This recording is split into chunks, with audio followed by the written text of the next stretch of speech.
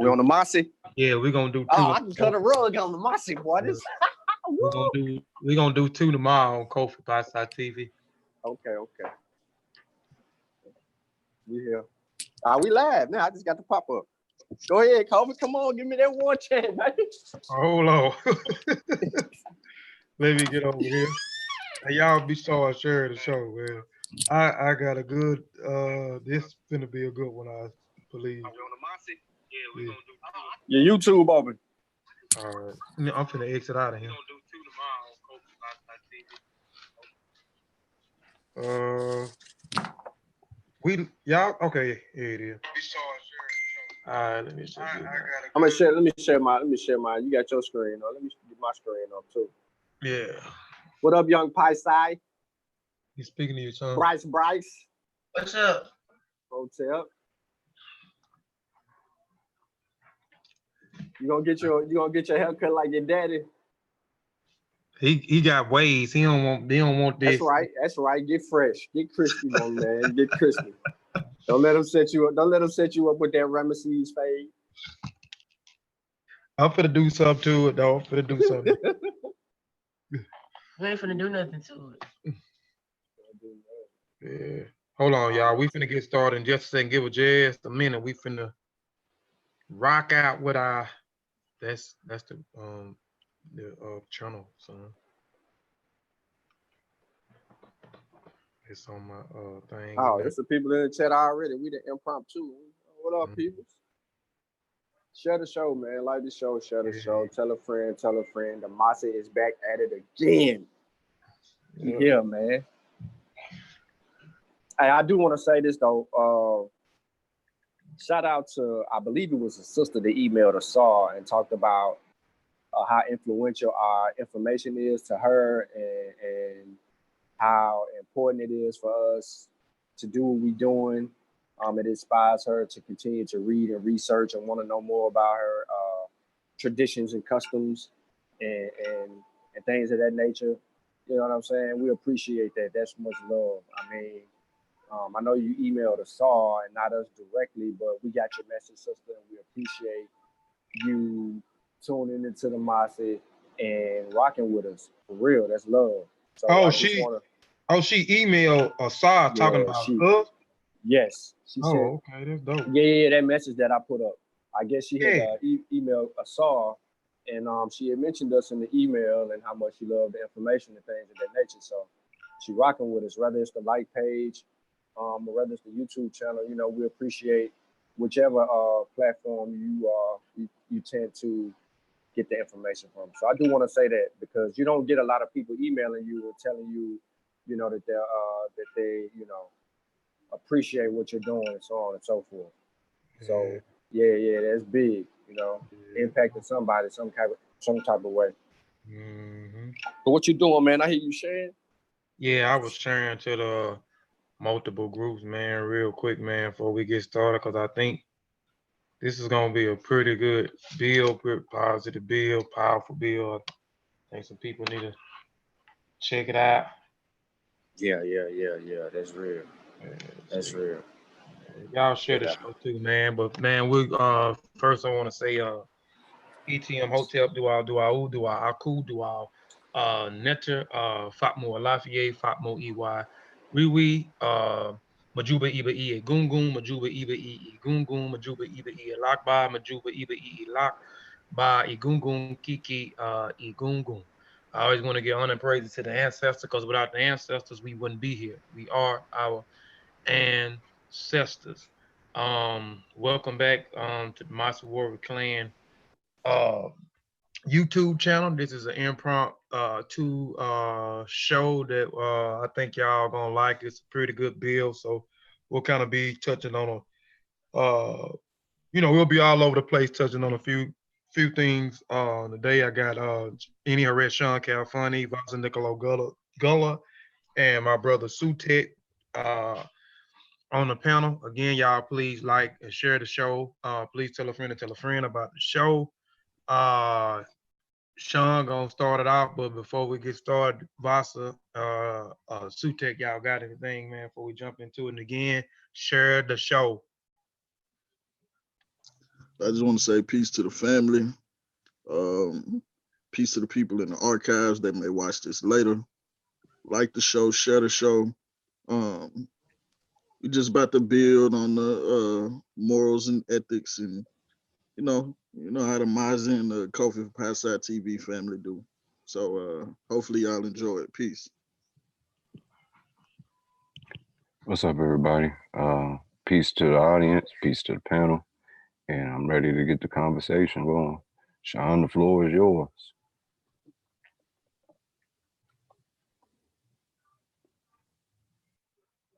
Nah, the flow, Kofi, he got the screen up. Kofi, you gonna go ahead? Nah, I just put this Okay. up, man, so people know Alright. what we talking about real quick, man. Can I get the war chant real quick one time for the people, man? What war chant? Oh, man, he playing. Y'all, you hear this? You hear this, box? Come on, Kofi. I ain't got it on, man. What you always say? Black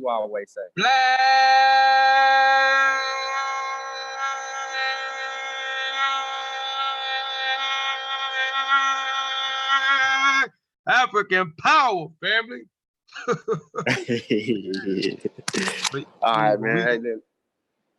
Go ahead. Stop, son. But no, I'm just gonna keep it up. Sounded like I just walked in a cave crystal. Yeah, that's it right there. Crystal of caves. Yeah. All them echoes. Man, I just want to say ETM Hotel. Rennie Sean, welcome to peace. My name is Sean. I'd like to thank a lot for y'all to my West African family out there. I'd like to thank everybody for tuning into today's show. Yeah, we're gonna talk about a little bit about character and morality and so on and so forth.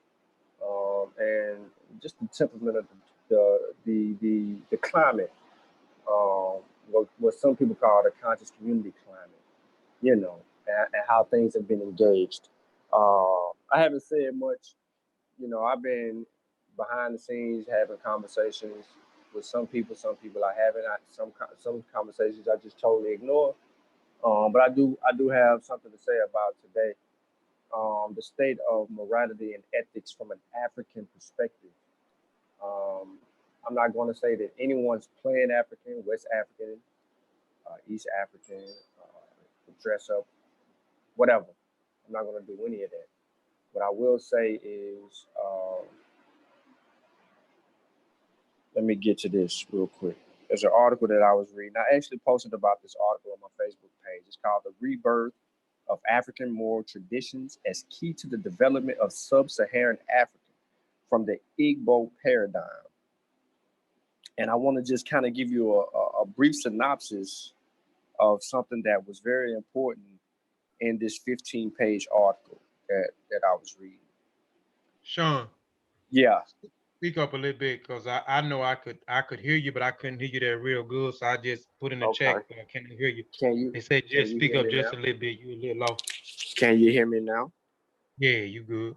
All right, so it says Western moral currents. Now I'm taking it out of Africa and I'm going right into Western moral currents for a reason, and I'll explain it why in just a minute, maybe.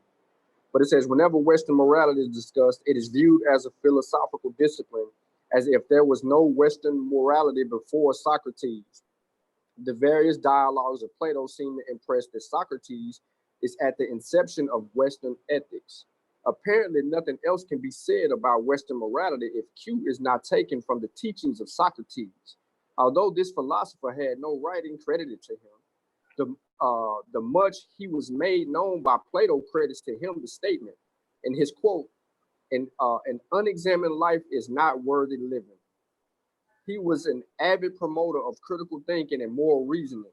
Remarkably, Socrates was accused by the state of corrupting the minds of the youth, was convicted and sentenced to death by poisoning he drank the hemlock. If this is the beginning of Western morality, then Western morality has always been a revolt against traditions and human actions based on reason. Plato furthered the explications of human rational capacities in the tripartite soul theory, the cosmology of dualized world forms and appearance, and the illustrations of the allegory of the cave. Obviously, in all these, Plato posited human intellectual and rational ability as superior, relating to the world of forms, which he understood as real, but as Shimra, He flawed the concrete world and sensible reality, which was categorized as appearances and imitations.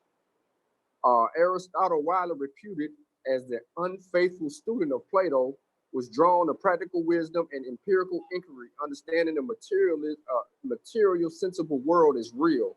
He understood practical wisdom as being necessary for deliberation about what is good and advantageous if people want to move toward their human purpose or desired end goal of happiness or well-being. Now let me slide on down a little bit and let's bring it back to an African perspective. Now, a lot of people always make the argument that we need to change the way that we look at things from an ethical and moral perspective. Mujawu is always quoted about us, leaving like the church, for instance, and then going, trying to restudy or reacclimate ourselves to African traditions. He says that he says some people change clothes without taking a bath. So instead of cleansing yourself completely, you just go on from one system to another, and then you bring those traditions. I wouldn't even say customs and traditions, but you bring whatever it is that you learned in one system and you infuse it into another system, and then you kind of corrupt that system. So you kind of dirty the water a little bit. You know what I mean? So in my argument, I hope to have provided a clean glass when I say what I actually say as far as my argument goes. Now, everybody has these type of standards, and if I'm incorrect, correct me where I'm wrong. But listen to this. It says in there are 10 precepts of Taoism as reflected by Livia Cohn, which include these things. Listen to what Livia says. Do not kill, but always be mindful of the host of living beings. Do not be lascivious or think depraved thoughts. Do not steal or receive unrighteous wealth. Do not cheat or misrepresent good and evil. Do not get intoxicated, but always think of pure conduct. I will maintain harmony with my ancestors and family and never disregard my kin. When I see someone do a good deed, I will support him with joy and delight. When I see someone unfortunate, I will support him with dignity to recover good fortune. When someone comes to do me harm, I will not harbor thoughts of revenge. As long as all beings have not attained the Tao, I will not expect to do so myself. That comes from the Tao Te Ching when dealing with the Buddhism and all of those things. So we went to the Western world, then I came back and I dealt with something dealing with the Tao Te Ching, these people and their moral perspectives and understandings. Now, why am I even making mention of the Western world and then going all the way to Buddhism, and then I'm gonna come back to Africa and deal with the Igbo, and I'm gonna go back to this point right here with the Igbo when they deal with moral categories. They call it Allah. This is the primary, primeval, and principal category of morality among the Igbo. Allah is the earth, a physical manifestation of common humanity and the custodian of morality. Allah also symbolizes motherhood and fertility. I might be pronouncing the name wrong. The Igbo do not look to the sky or engage in an ascent to raise humanity to a transcendent height. They rather condescend to involve themselves with Allah. Allah, it could be, I'm saying Allah, but it's Allah, it's ALA. Simply put, in Igbo morality, one looks down, not up. And Yalla is a very common Igbo moral concept. Literally, the idiom would translate earth, I, but the translation would be non-cynical to any Igbo. It rather expresses the fundamental principle of Igbo morality, which advocates caution, diligence, knowledge, tact, gracefulness, respect, and so on. On the other hand, Ilu is an idiom that expresses negative morality, carelessness, indecency, ignorance, inarticulate, uncoordinated, and so forth. Allah is earth, but for the Igbo, it is spirit, life-giving principle, and moral finality. The earth is deified, and the Igbo involve themselves with it to sanctify and preserve it in order to be protected and provided for by it. No Igbo would even dare to violate Allah because its wrath is unprecedented. The central place for Allah in Igbo morality is underscored by the connection of all traditional moral concepts to Allah. I kept saying Allah, but it's Ela. Omil Ela, Inso Ela, Eru Ela. It is important to note that what the present writer is simply positioning is that Ela is the aim, purpose, and end of good life. To live a good life is to ensure the social, spiritual, and environmental health of the Igbo community, without which there is no peace and tranquil for the Igbo person. Good life is for the good of the community. All right, so I put one up that's called Ome. I'm not going to go over Ome right now because it's on my Facebook page, and I just want to deal with something real quick. So I went to the Western world. I came all the way back to Buddhism, and then I dealt with traditionally the Igbo, the West African people. Why did I do that?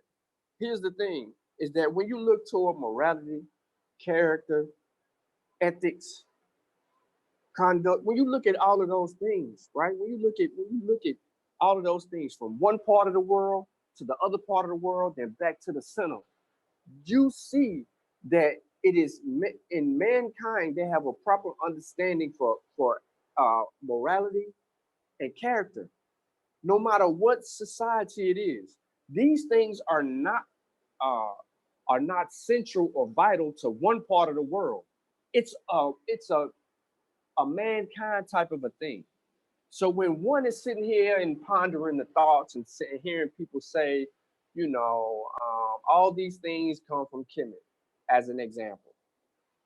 When you hear people who are hyper-diffusionists making arguments as such, trying to say that Christianity stole everything from Kemet, and they don't demonstrate how that happens or whatnot, it makes you think, how immoral is that statement? When you're talking about morality, you have to know that it is just. You have to be just in your response to even answer that when somebody says those things.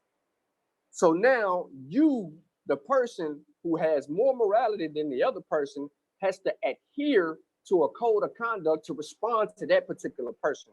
Because then you wouldn't be moral in your response if you said the first thing that came out of your mouth.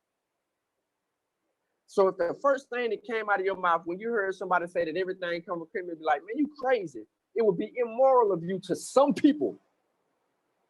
To some people. And then to others, it'll be acceptable. Because they may have the same moral conduct or character that you have. So when you hear this whole riff, right, about Kemet and West Africa and so on and so forth, there's a lot of us that actually represent both sides of this particular argument and would rather draw a line down there and give a take and then build on both sides, because that's the way we actually are built. But to the point of morality and character, I'm challenging the people who like to call other people, what's that word?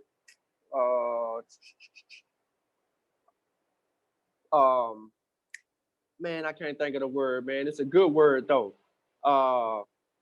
When somebody always expressing bad character and so on and so forth, they like to let people just rock out with it and never chastise that person. What's that word, Kofi? Come on, give it to me.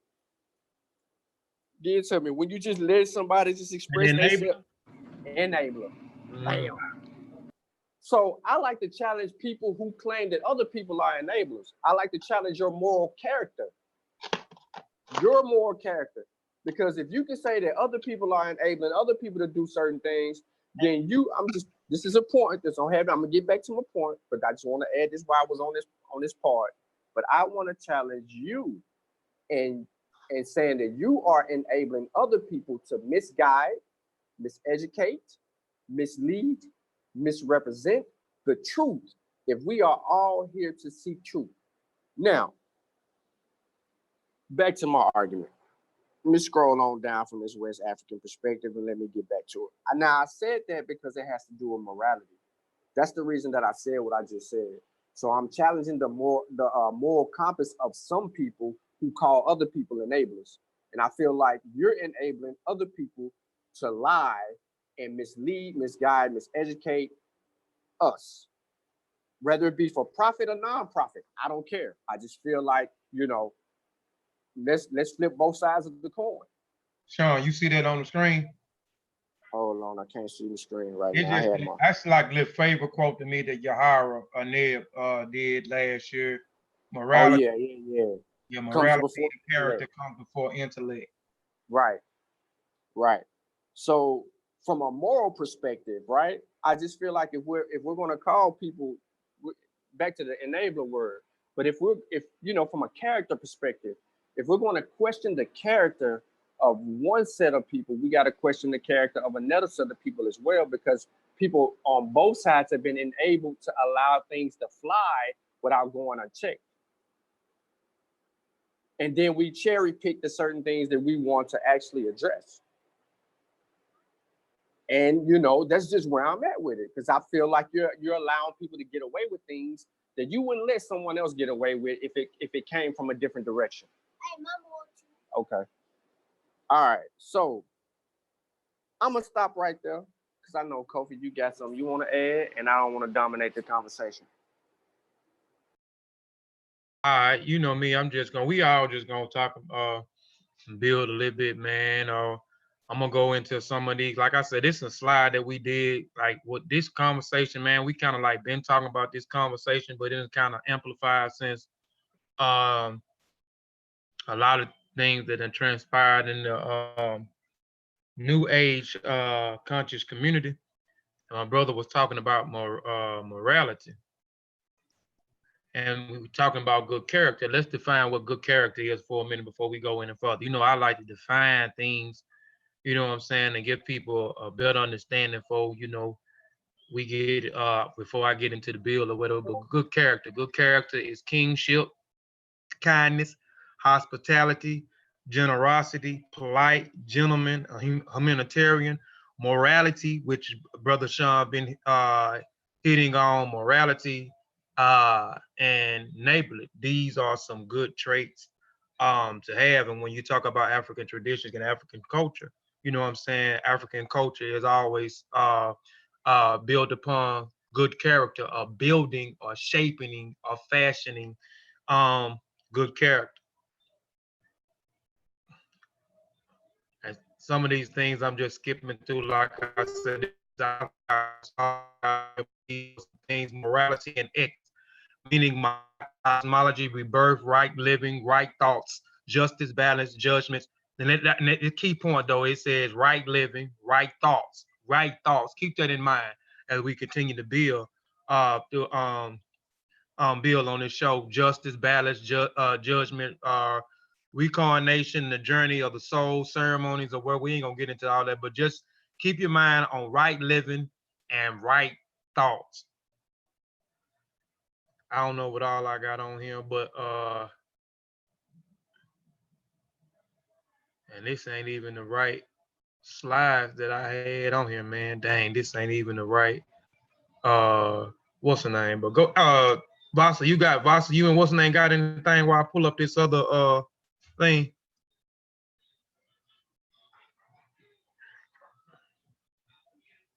Vasa, Sutek, y'all still on here? I'm here. I was waiting to see if Sutek wanted to speak. Yeah, you At can go the ahead, boss. Oh, go ahead, Sutek. I'm still waiting to kind of gauge the conversation. I just want to say, I'm gonna speak direct. I feel like some of the things that I've been seeing recently is leading me to believe that it's finna be some type of Kemet versus West Africa type of situation going on. And I just feel like we should be able to tell the truth. We should be able to be honest about the history and the culture and so forth without having to pick a side. I don't care if you are interested in the culture of Kemet or West Africa or South Africa, any part of Africa. My thing is we should be able to be honest and not romanticize and try to put ourselves in certain places or try to lie about certain things to make a point. Like it shouldn't be that. We should be able to be honest and still be able to rep whatever part of Africa we want to. You know what I mean? Long as you're not saying that we all come from there.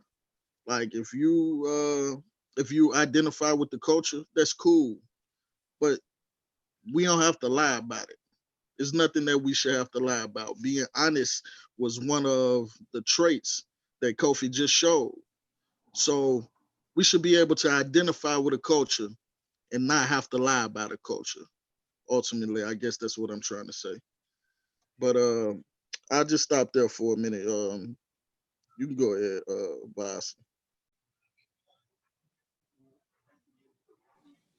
Yeah, with me, where I take my personal stance with all this is I study what happened to us as far as here and try to understand that more than anything else, and then identify with who we are.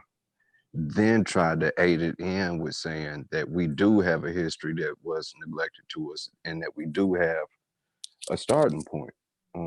Now, to those who want to go to these different directions for that starting point, I think that's just part of the mapping. How do I put this? I don't want to say it's part of the routine, but it's going to be part of this experience that we have to go through. There's no getting around it.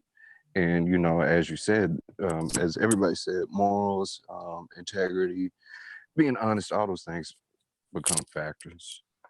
But for right now I think that if we study what happened to us more in our history here and can puzzle piece what we know and what we're studying as of now on these platforms with the West African experience and cultures throughout, we'll be able to eliminate a lot of these conversations just by properly putting the pieces back together and seeing how they fit, what was taken from where, and where the culture lies, just by studying who we are. And that's a huge responsibility because we, by doing this, become the ones responsible of, you know, aiding to that title of who we are. And in that, we have to understand the responsibility of that. This is not a childish endeavor that we're partaking in. But I'll be quiet and let the conversation get back to its proper schedule. Yeah. Let me know when my thing back sharing again. I hit resume resharing. Let me know if it's sharing again on the other end over there, y'all. You know, I'm a slides guy. I'm a visual guy. I like when I'm talking, I like for people to follow along with what I'm reading or what I'm talking. Um, Yeah, let we me, see it. It's on YouTube too. okay, let me, cause I mean, the conversation, I mean, dang, is this the right one? Hold on, let me stop sharing real quick. Let me go back to resharing because I got a bunch of stuff pulled up on here.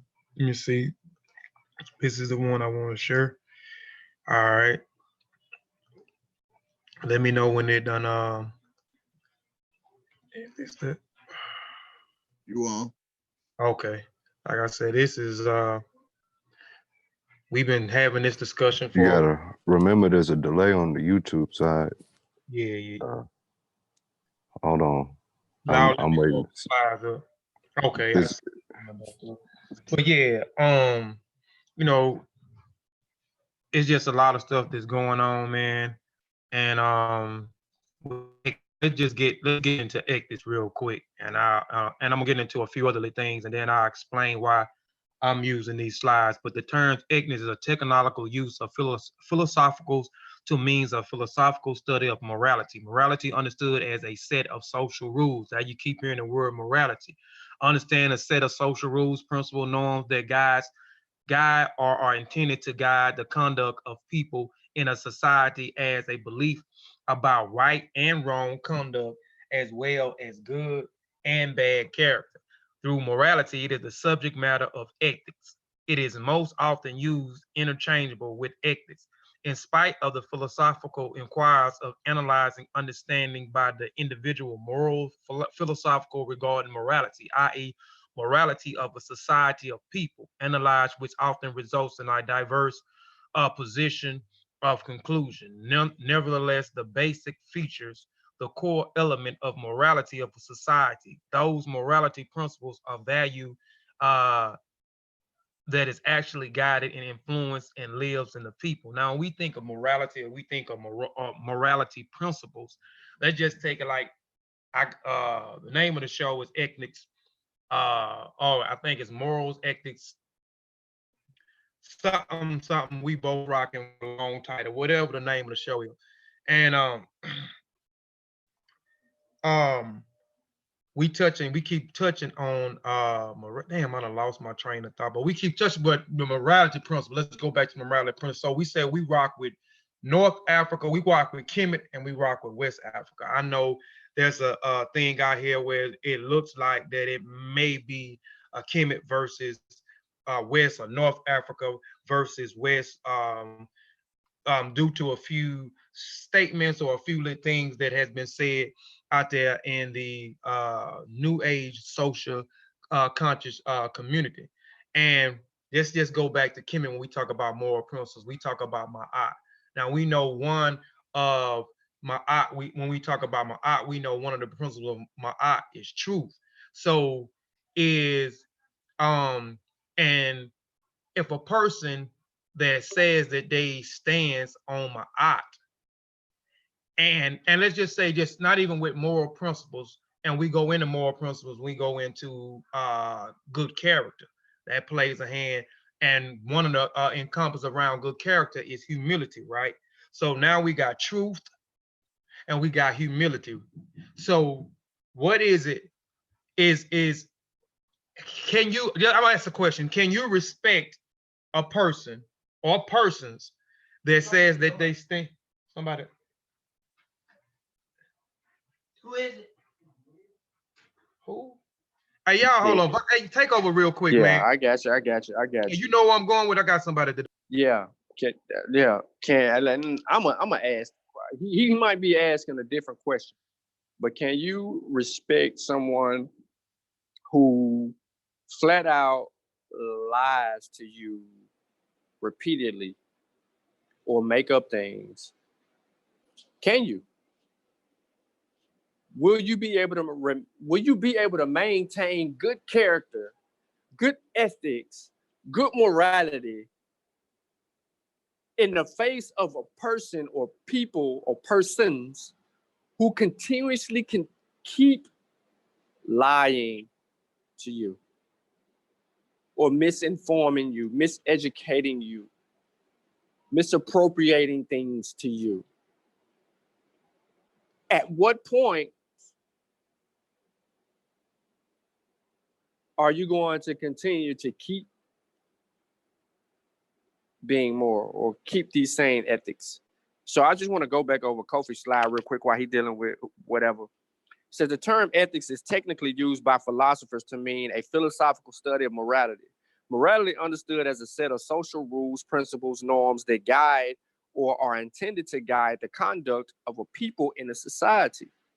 Now, as beliefs about right and wrong conduct, as well as good or bad character, even though morality is the subject matter of ethics, it is most often used interchangeably with ethics. In spite of the philosophical inquiries of analysis undertaken by individual moral philosophers regarding morality, the morality of a society or people analyzes which often result in diverse positions or conclusions. Nevertheless, the basic features, the core elements of morality of a society, those moral principles and values that actually guide and influence the lives of a people. Whoa. So it says the moral principles and values that actually guide and influence the lives of a people. So you have a teacher. Your teacher's teaching you all of these things, right? You're unable to verify any of these things, so you're taking your teacher because of the credibility that you are giving your teacher to be true and exact, right? Because this is the mistake that a lot of people make. Before methodology, before people was asked to provide sources, before people were critiquing the source material or vetting the sources and things of that nature, there was an era where people just made up whatever they wanted to. But you didn't know that. because it sounded so much like it could be true. But when you come to studying these things on what you thought to be true, and then you make the corrections to yourself to be like, ah, man, this wasn't so true. How long do you hold on to your to the principles and values that actually guide and influence the lives of a people? Now, when I'm asking that question, I'm asking it from the perspective of the teacher. How could you continue to teach people misinformation and not correct that misinformation, and it affect those moral principles and values that actually guide and influence the lives of a people? So let me look in the chat real quick. And I just want to know, of course, Jesus saves, man. That's why he's the reason why we're here today, yo. Should have seen him get resurrected this morning at 6 a.m. on the East Coast. He came up from the do-what. Robert Rand says, no, there's other people listening, but really trying to find out. Yep, morality is universal.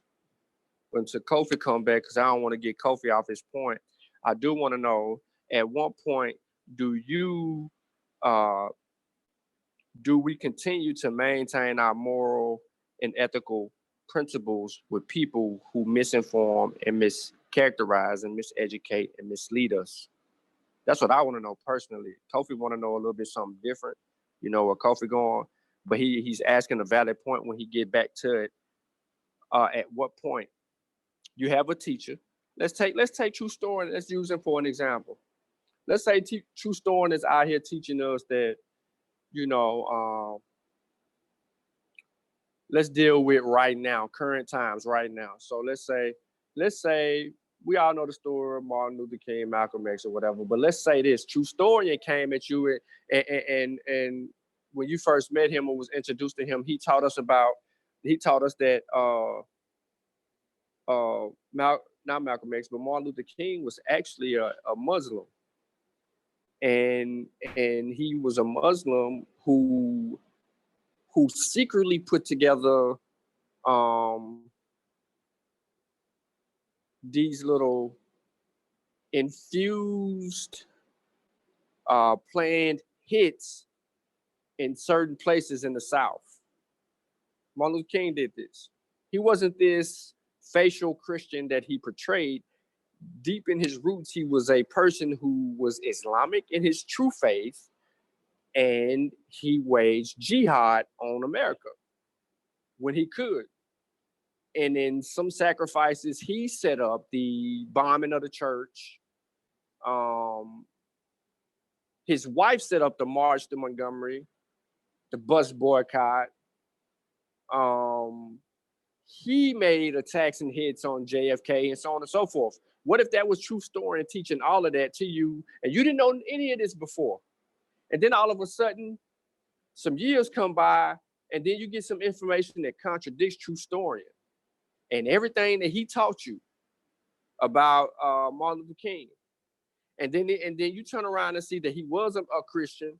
He was doing this. He did lead that. He did all these things. He was a non-violent type of a guy in real life, where you just heard he waged secret jihads. He did all of these things that you come to find out he did later was actually things that he did, but True Story taught you that he didn't do these things. He did something else. How would you feel about ethically, morally, and how would you perceive True Story at that point? Because the onus is back on True Story because he misled, miseducated, misdirected, and he took advantage of you. How would you perceive him? Because remember, those moral principles and values that actually guide and influence the lives of people, when you talk about ethics, it's critical. But he was your teacher. You rock with him. All his information. He said, until the jokes is over, the black man is God. But for real. See, look. At what point do you outgrow his information as a person? And then when you come across that of which, you know, you found was misinformation, and then you want to correct that misinformation, then if you go about it, how are you going to go about correcting it? You know what I mean? Like, this is the climate of today's society, but at the same time, there's a lot of things that are on the table that we are not really forcing people to come out with.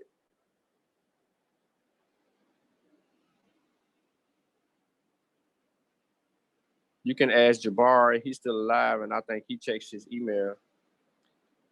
I don't know what you're talking about. He Talking to somebody in the chat, yeah. Okay. Oh, okay. Man, he want It's getting kind of tough waiting on Kofi because I want to see this conversation progress. Yeah. It's all right. You gotta take care of some business. Hopefully, it's all good. Yeah. But because I got something I'm kind of itching at. You get tried. Sorry. Yeah. Go ahead.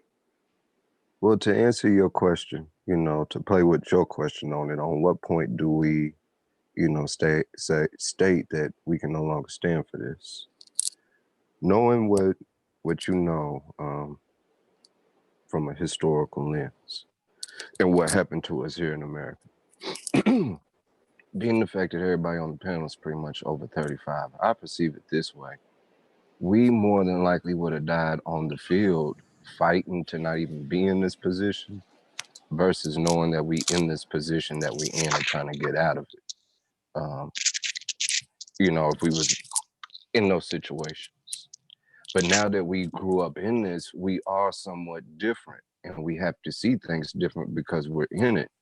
So do we have to create our own moral compass to get out of this chaos and by default have that that taint to us, that stain, you know? Has it disrupted our moral compass? Because when you're at the bottom of oppression and your freedoms are being taken away of, how sick are you gonna go to get those chains off of you? You get where I'm going? And we've been doing that for a while now. Coach, I mean, I apologize. Whether we know it cognitively or not, just due to the climate of the culture here, is something that we deal with. So I just want to see how this conversation is going to progress with these kind of talking points going in mind. This is what I'm thinking of, personal. Well, depends on how serious people are. I mean, right now you have people. If you try to correct something, you have people saying you're going about it in a way that is wrong or disingenuous or it's disrespectful. And then you have another set of people who be like, you have to have some type of moral code or character in order to scrutinize that of which you're trying to correct. So the way you communicate your efforts, you need to do it in a much better tone or disposition versus the latter. And then you have the gun-ho, just like, screw the morality and the ethics and the good character. I'm gonna attack this in a defensive perspective because you just took advantage of my ignorance. And fundamentally, depending on the culture, right? Fundamentally, depending on the culture, dictates one's character. Does that make sense? Yeah, correct.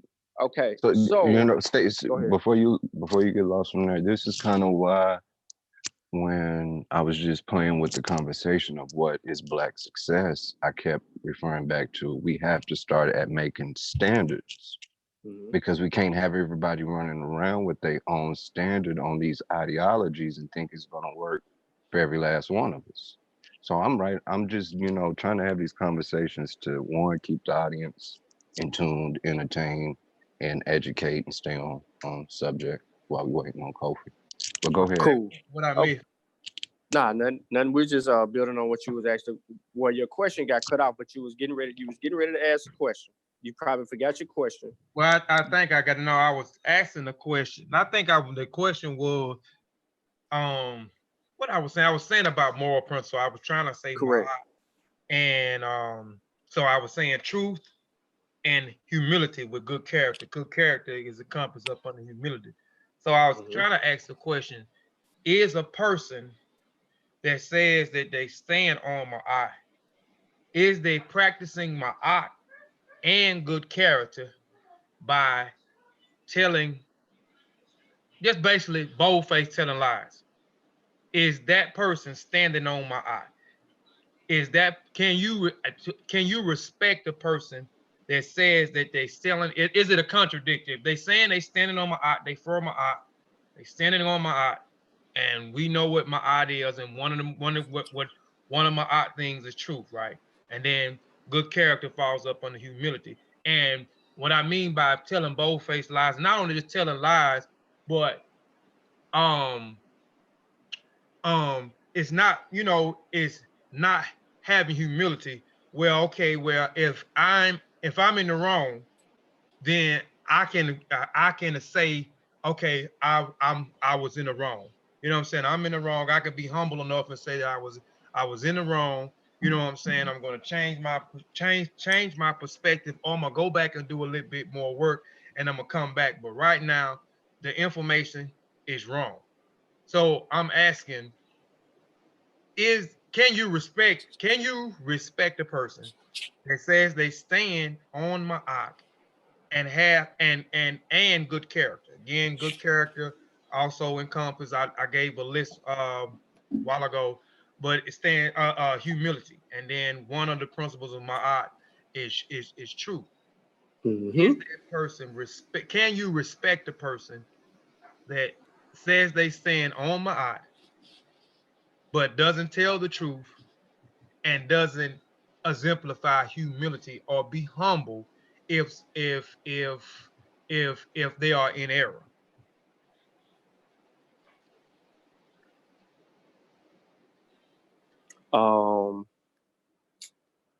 The ego. Well, this is the conflicting position here, Kofi, because when you speak of ma'at, and the principles, whether they be infused from a westernized perspective and misrepresented and such, or whether it be properly defined through contextual information based on the remech.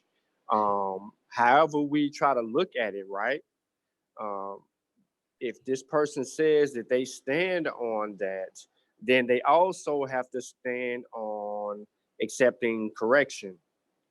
And then they would also have to stand on allowing themselves to be corrected in a manner that where it is acceptable, and then that of which was being corrected shouldn't be uttered again.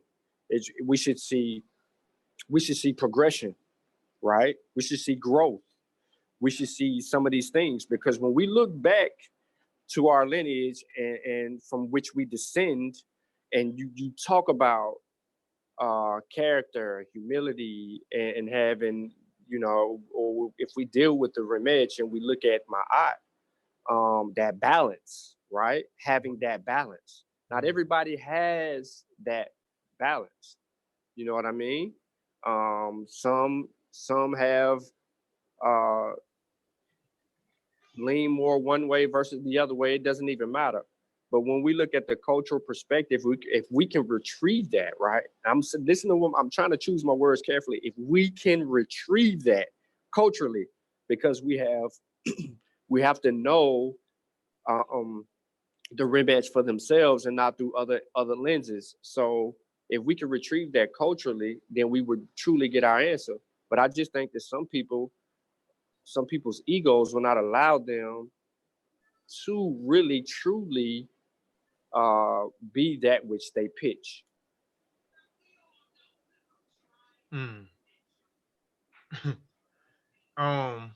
Let's look at moral personhood. Let's look at moral personhood. Like I said, these are some slides. Some of these we all over the place. We did whole thing. Like I said, this talk is not a new talk for us. When it comes to good character, morals, and ethics. We have a whole thing on Kofi Pieside TV. I think we got up to like a part 4 on there. So if people want to check it out, y'all can go check it out. These just some slides from one, might have been the first one we did. But personhood, moral personhood. The various societies found in traditional African routinely accepted this fact that a personhood is a sort of thing which has to be obtained, and it is obtained direct proportion as a participant in the communal life through the discharge of various obligations defined by one's station. It is the carrying out of the obligation that transforms one from an it status of early childhood, marked by the absence of moral function. There we keep seeing that word moral and morality, right? Marked by the absence of moral functions into person status of later years, marked by widely maturity and ethnical sense of ethnical maturity without which personhood is conceived and including one. McKenty, the statement a break by the conception of moral personhood, which will now be discussed in some detail. The concept of a person in Africa thought embodies the ethnical presupposition. The word used for person in the Akan language is undoubtedly the most widely spoken language in Ghana. It is Anupe. And the word Anupe also means human being in the plural form of its means people.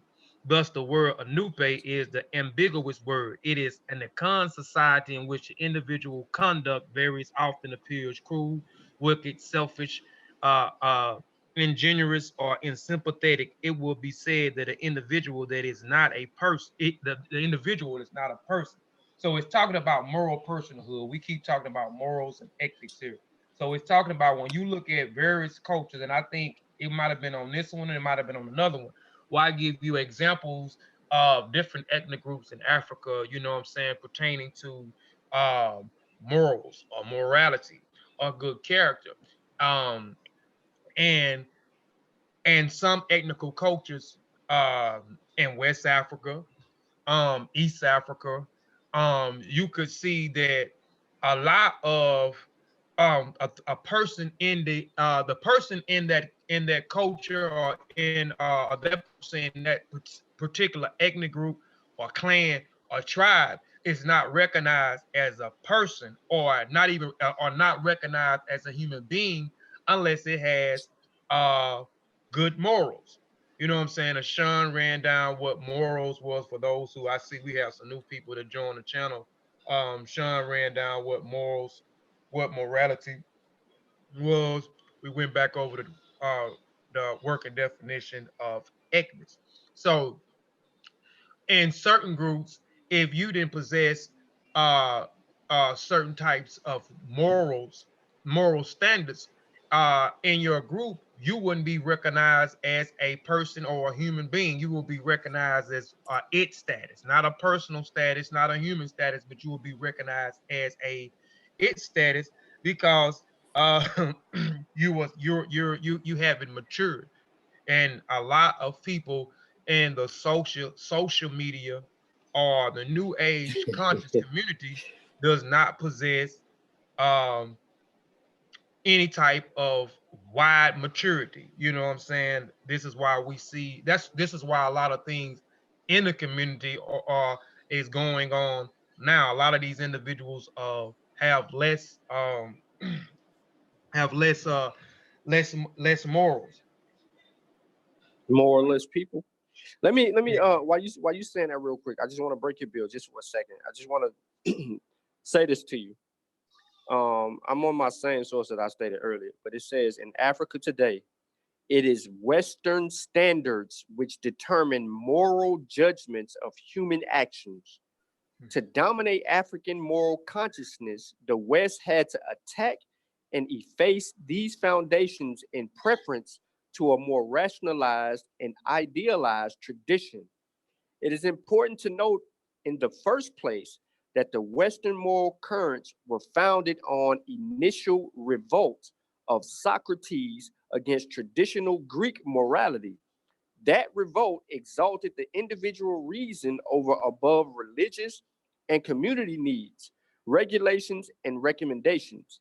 This same trend trailed further developments in the ethical history.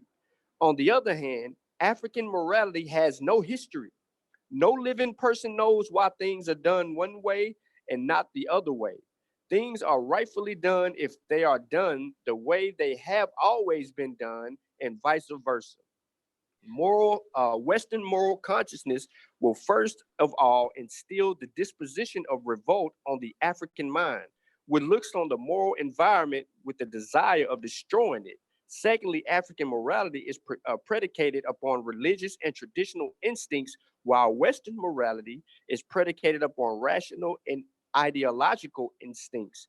Taking on these new Western instincts, the African questions the rationality and the veracity of the old moral ways and may end up destroying them because most times there may be no rational basis found.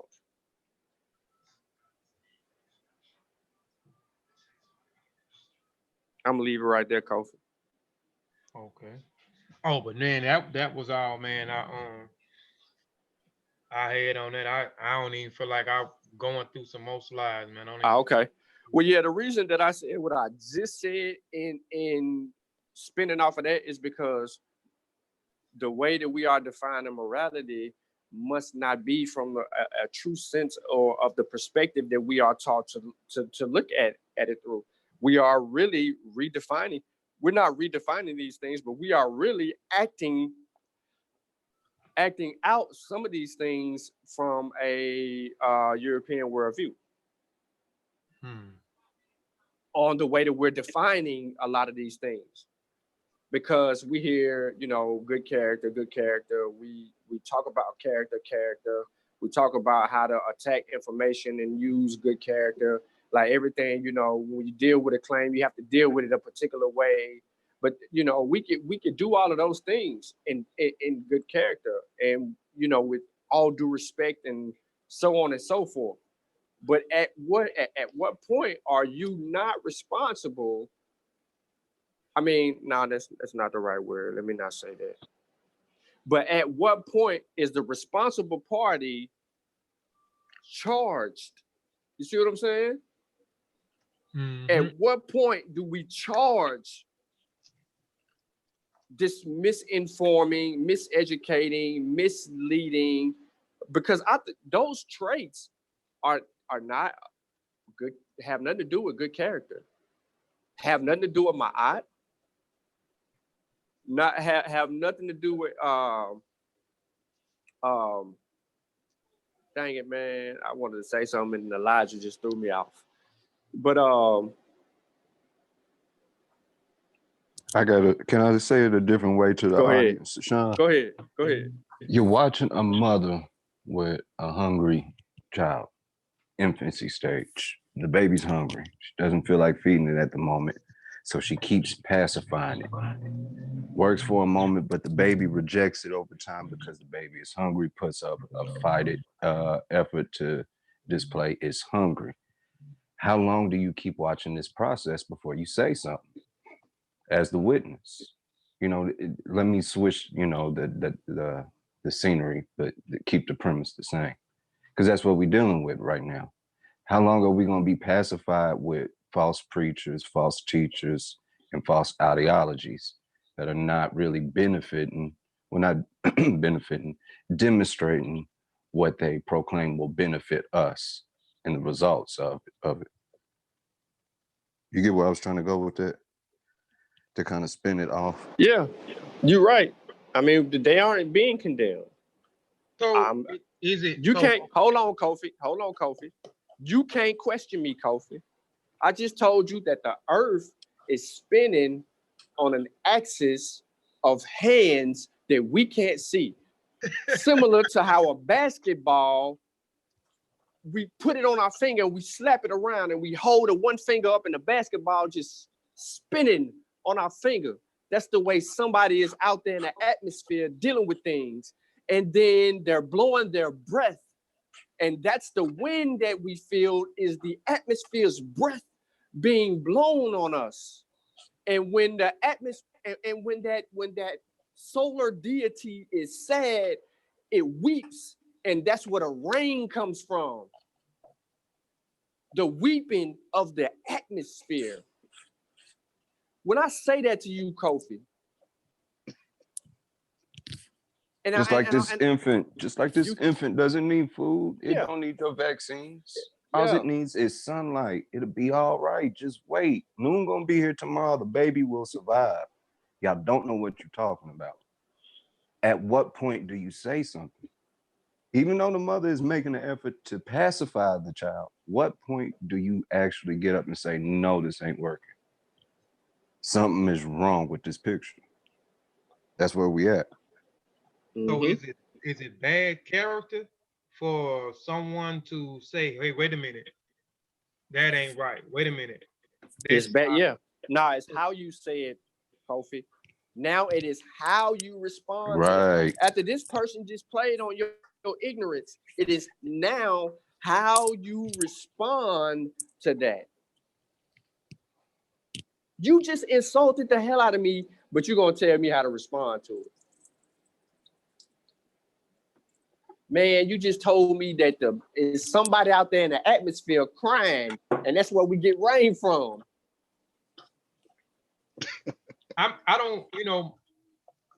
So it's on the certain, so I'm playing different adversary. So it's okay. I mean, so what I'm trying to say, so critiquing. So it's a certain group of people that can be critiqued. I thought no one is above critique. So there's no one. So it's only a certain group of people that can be critiqued, and those certain groups of people we can let what they say. We know what they saying is outdated. We know what they saying is inaccurate, but it's okay because they are in the category of not being critiqued. And if we say anything to the people, and if it is a such thing as these people, because it looks like that's what it is. It looks like a certain group of people is not up for critique. You know what I'm saying? And if you critique these certain group of people in any type of way, then you are exhibiting bad character. You are attacking them. You are insulting them. You are insulting their intelligence. So I've been confused with this, man. I mean, I've been confused with this. Is it? I mean, is it? And if it is, somebody need to let me know that. And I know that, like I say all the time, I put a disclaimer out there all the time when I do criticism. And I have no problem with people critiquing me if I have some inaccurate information due to my research, or I have some outdated information and some new information has surfaced. So this information is no longer valid because of the new discoveries.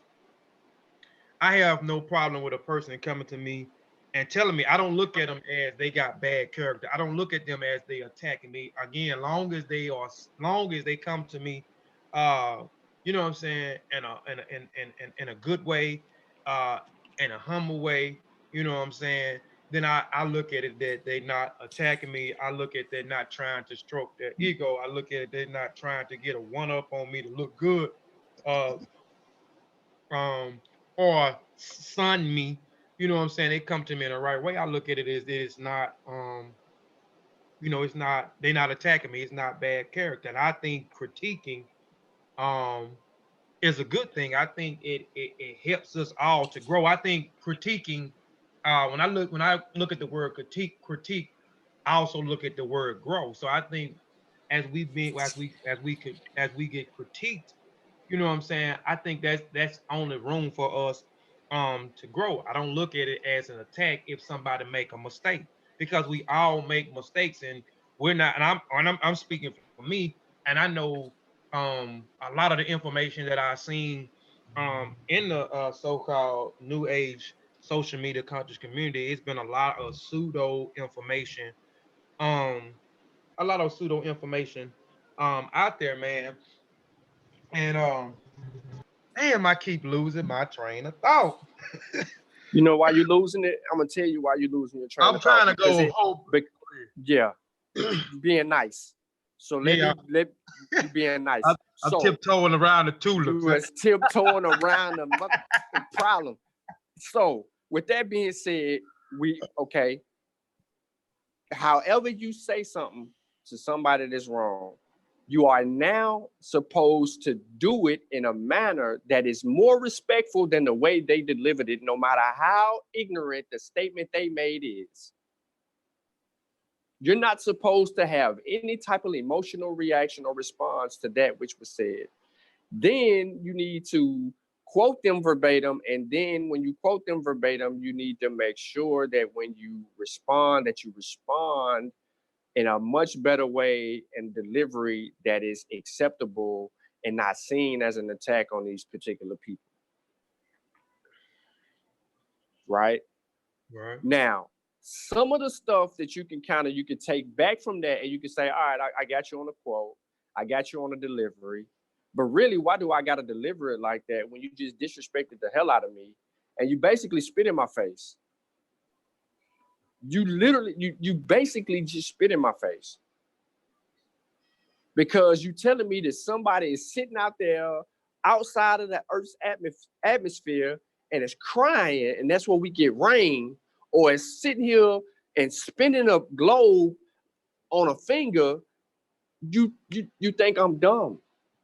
Where's the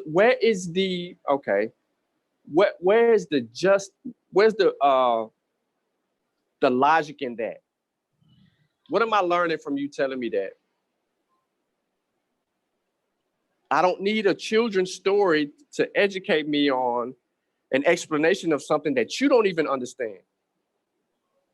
Because at the end of the day, that's what it's coming back to, is that these people can say this and you can't say anything because you might say it in a demeanor that may not have the proper intent, or it's seen as a deliberate attack on this particular people. Not an attack on you when they just sit here and told you all these particular things about the Earth's atmosphere and this, that, and the third.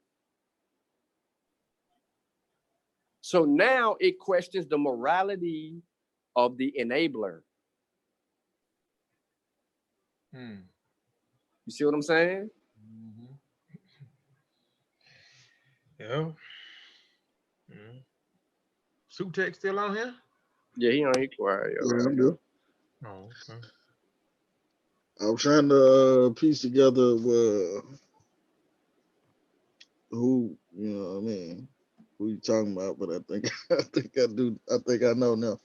But I'm hold on, wait. Me, I'm not talking about no particular individual. You know what I'm saying? It's a lot.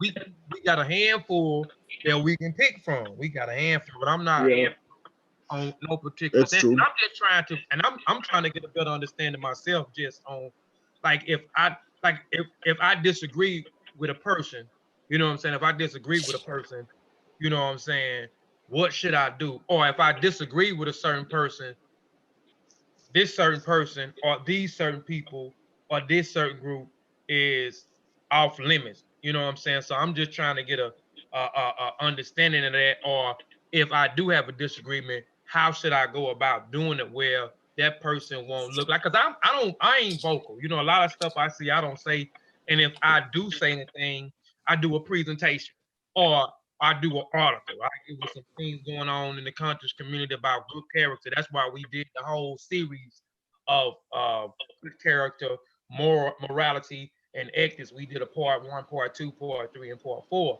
And there was some things that was going on in the community, and there was some talk about, you know, good character, bad character. So we did that. Then I put out an article on good character, and then I put out another one dealing with good character, but as acknowledging someone's existence.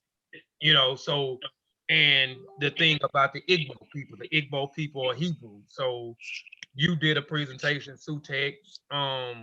Me and Sean talked about it. I did a whole presentation on, not a presentation, and no, I did a presentation. I didn't do an article on it. So I mean, I'm trying to do it in the best way as possible. Presentations, articles, instead of just, coming out. But if I want to have an exchange with somebody, I'm just trying to learn how to do it, and who are the people that are off limits, because that's what it seems like it is. Certain people are off limits when it comes to critiquing critiquing their information, even though they put it out on the public. Because when you say things in the public, you and submit it and put it out in the public for the public eye to review your information. You know what I'm saying? I don't think there's nothing wrong with a person coming on in the public and critiquing your information or saying you're wrong, or your information is wrong in the public. If you putting information out in the public, if you writing books and selling books, online in the public, um, you posting things on social media for the public to view. You are on your own platforms or other platforms, and you're live, you're public. You're making these statements, or you are, uh, what I'm saying, pushing out a certain type of information. So I'm just trying to see, so I don't think nothing wrong with it. If you do it in the public, I don't see why you can't be critiquing the public, long as you do it in a tasteful way. You do it in a respectful way. I also think that also you should have it in paper. What I'm saying? You should also have it in, what I'm saying, have it in paper. Write your article. If you can't write an article right now, put you a presentation, a nice little presentation together. Kofi, Go ahead. let me ask you a question real quick. If I told you that during the winter solstice, the Earth can be seen on 4 parts of the sun, and it makes a cross, and that is the way of the winter solstice explaining to you that the Earth is being resurrected, and it's become. I mean, the sun is being resurrected and is hanging on a cross. That is symbolism for a new day. If I say that to you, Kofi, I'll probably laugh at you, Sean. you you're not going to be offended by the analogy that I just used about the winter solstice and its understandings. Yeah, I would. You know what I'm saying? I would. I don't think I would take it that personally, because I know how to. I'm lecturing to. Now listen, I'm summarizing here, but I'm lecturing to people that that's what's actually happening. If I'm saying, the example that I'm using, if I'm lecturing to any group of people, 5, 10, 20, 50, 1,000, whoever, am I at fault for saying that? Or are you at fault for entertaining it? I'll say I mean both. Yeah, both. I'm gonna say both, man. When and because that's why I let a lot of stuff go, because I don't be entertained by none of it, because I don't look at it. I don't look at a lot of what goes on. If people sending me stuff, I look at it, but that's the only way I look at it. I'm in 3 groups, so those 3 groups consist of a bunch of men and women. So they see things, or they look at things, because I don't look at a lot of YouTube stuff, so I don't know what's going on. A lot of stuff I extract from my life. I extract away from it. So when I do see things, I don't entertain it. I get stuff all the time. I used to click on them. I don't click on. And then a few particular platforms, you can send it to me all day. I'm not gonna click on it and who said what, who did what. Now, I may read in the comments and certain, if I'm in a certain groups I'm in, or study groups that I'm in, they might post some things, and I might go through there and catch a few things that we're reading, but I don't never go back and start typing away about this person said this and this person said that. Now it bothers me, and then if something like really, really bothers me, it really bothers me, because I go live and talk about it, or I'd be like, oh, I'm finna write an article, man, or I'm finna put together a presentation. You know what I'm saying? I think that's the best way to do it, is put it on paper, man, or put together a nice presentation to show the people why you disagree, with this particular person on this particular subject matter. But it'll be both, man. It'll be both, man. I say both. I think the narrative that's being pushed though is quote unquote elders are off limit. Their information is off limits. But if these so-called elders don't have good character, then how are they elders in the first place? Exactly. I mean, that's and that's something that I think because we keep saying community, right? We keep saying the conscious community, the conscious community. So we keep talking about a community, a group or a collective of people. And we know when people call themselves it's a certain type of community, this community may have a certain way that they talk, a certain way that they dress, a certain way that they talk. They may have certain principles and morals and edicts that they stand by in this community. In this community. And I have yet to see what is the standards in the conscious community. I'm yet to see what is the moral compass or the moral principles, the moral edicts. I'm what I'm saying. So I'm just, so we throw around things, and I'm saying this because most of the people, not only in the conscious community, you have, you can say that the Hebrew Israelites is a part of the conscious community, but you have some Hebrew Israelites that says that they despise Africa and Africans. Then you have some Hebrews that say they are Africans. They are part of Africa.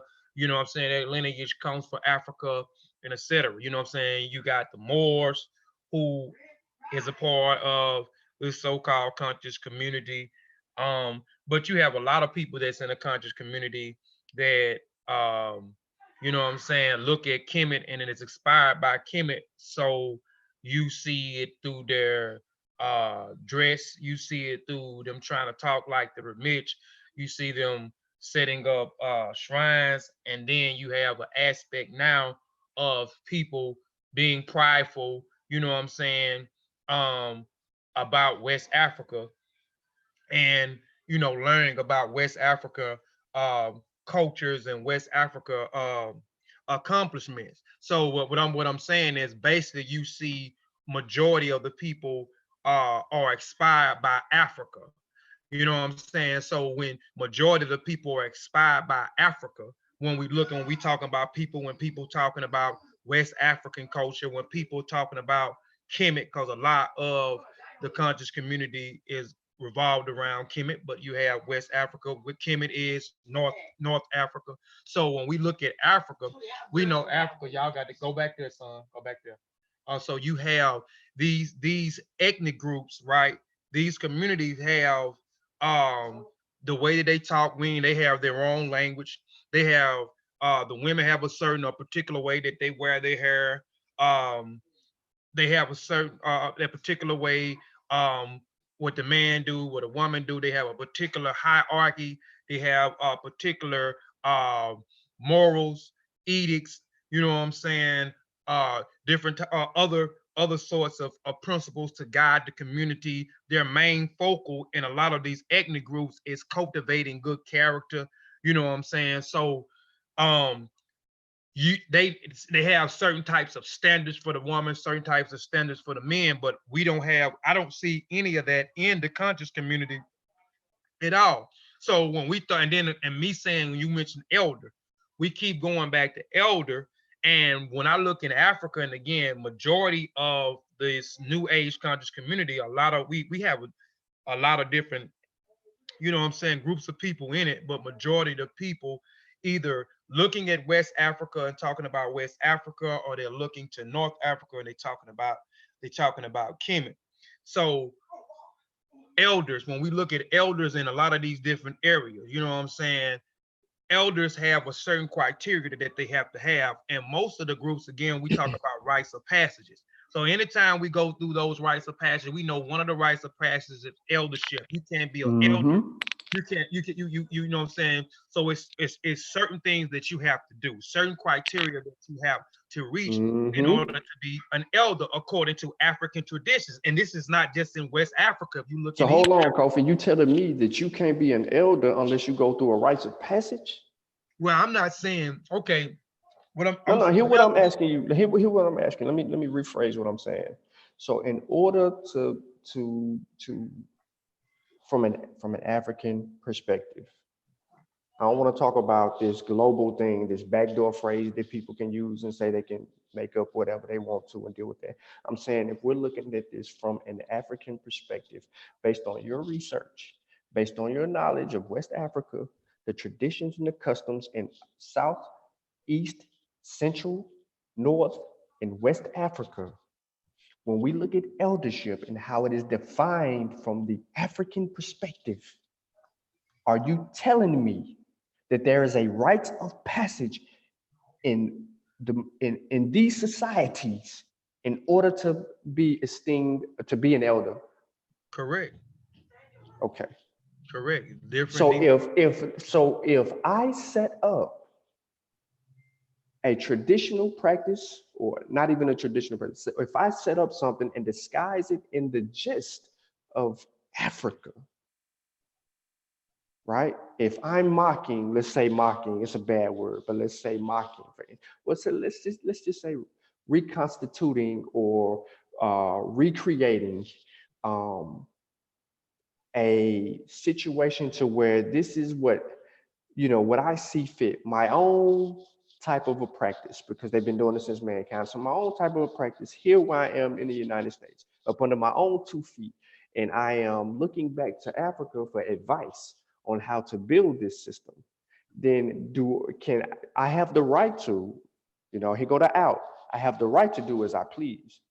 But if I'm going to cloak it in the essence of an African system, do I have to adhere to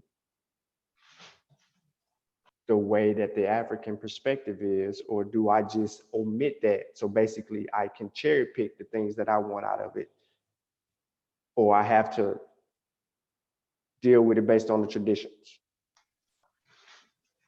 I mean, I loaded it up. Yeah, you loaded it up, man. I mean, I'm just giving you my opinion. It's just my opinion and my opinion only. I think we shouldn't cherry pick, and I'm only dealing with one demarcation stage. And now when I mean demarcation stage, I'm only meaning one right, because there are many rights in these rites of passages. And in the eldership, all those different criterias that the eldership has, I think, what I'm saying, we shouldn't take anything away from that. That's just my opinion. Wisdom, understanding, patience, good character, moral fiber, um, truthful, historian, um, so many other different things, man. You know what I'm saying, that the role of an elder is. You know what I'm saying, and those elements I think that we need, because what we're doing is, just because an individual is older than me, that means that he is my elder. No, he is an older. Because when I look out here in the community now, and I'm just stating the community that I am in Mississippi, there are a lot of people that surrounds me that are my elders. Not my elders, but are elders. And I say they are my elders because a lot of those guys that people say, man, them your elders. No, them are my elders. They're not my elders, because those elders in my community, some of those elders smoke drugs, some of those elders steal, some of them elders con, some of them elders always talking down on the youth, in particular, that really burns my hide, is talking down on the youth, but has no solutions for the youth. So, therefore be quiet if you don't have no Yeah, they solution. do. They got a solution. The solution is to come join us. That's the solution. Come rock with us. Yeah, but No. You laughing? I'm for real. Come join us. That's the solution. We're going to help you get reacclimated to this, that, and the third. Come join us. That's the solution, right. right? Mhm. So But you're still not going to hear a resolve. If you're looking to solve a problem, how are we going to affect change, right? Right. So Right. Saber Wujawu was in the chat. He's saying there's a way to actually do certain things without causing more of a conflict, right? so what is? I mean, No, hear me out. Saber Wujawu was in the chat. He said there's a way of doing things, resolving things, or going about how to handle things without making it an issue, right? So hold on, let me quote him. Let me get it right. I agree, but he says exactly. No one is exempt for correction. He says that. He says, oh yeah, he been talking about this Malcolm X thing all day, by the way. Check that out. He says a true conflict resolutionist is one who can solve a conflict or a problem without creating a new one as a side effect, etc. I agree with that. Do you agree with that? yeah, I agree with that. Okay. Now, who are we depending on to be the conflict resolutionist? Crickets. I mean, yeah. It was But crickets. yeah. Who's the conflict resolutionist here? In the state of the community that we claim that we are a part of, consciousness, unconsciousness, some of us try to remove ourselves from it, but you still entrenched. Yeah. Who is the conflict resolutionist? Is it the people that continue to say, or is it, nah, that's wrong? Is it a few people who can claim what make up whatever they want to make up, and it doesn't progress us forward? Or is it the people who hinder the advancement of knowledge and our ability to move a people forward with the correct information?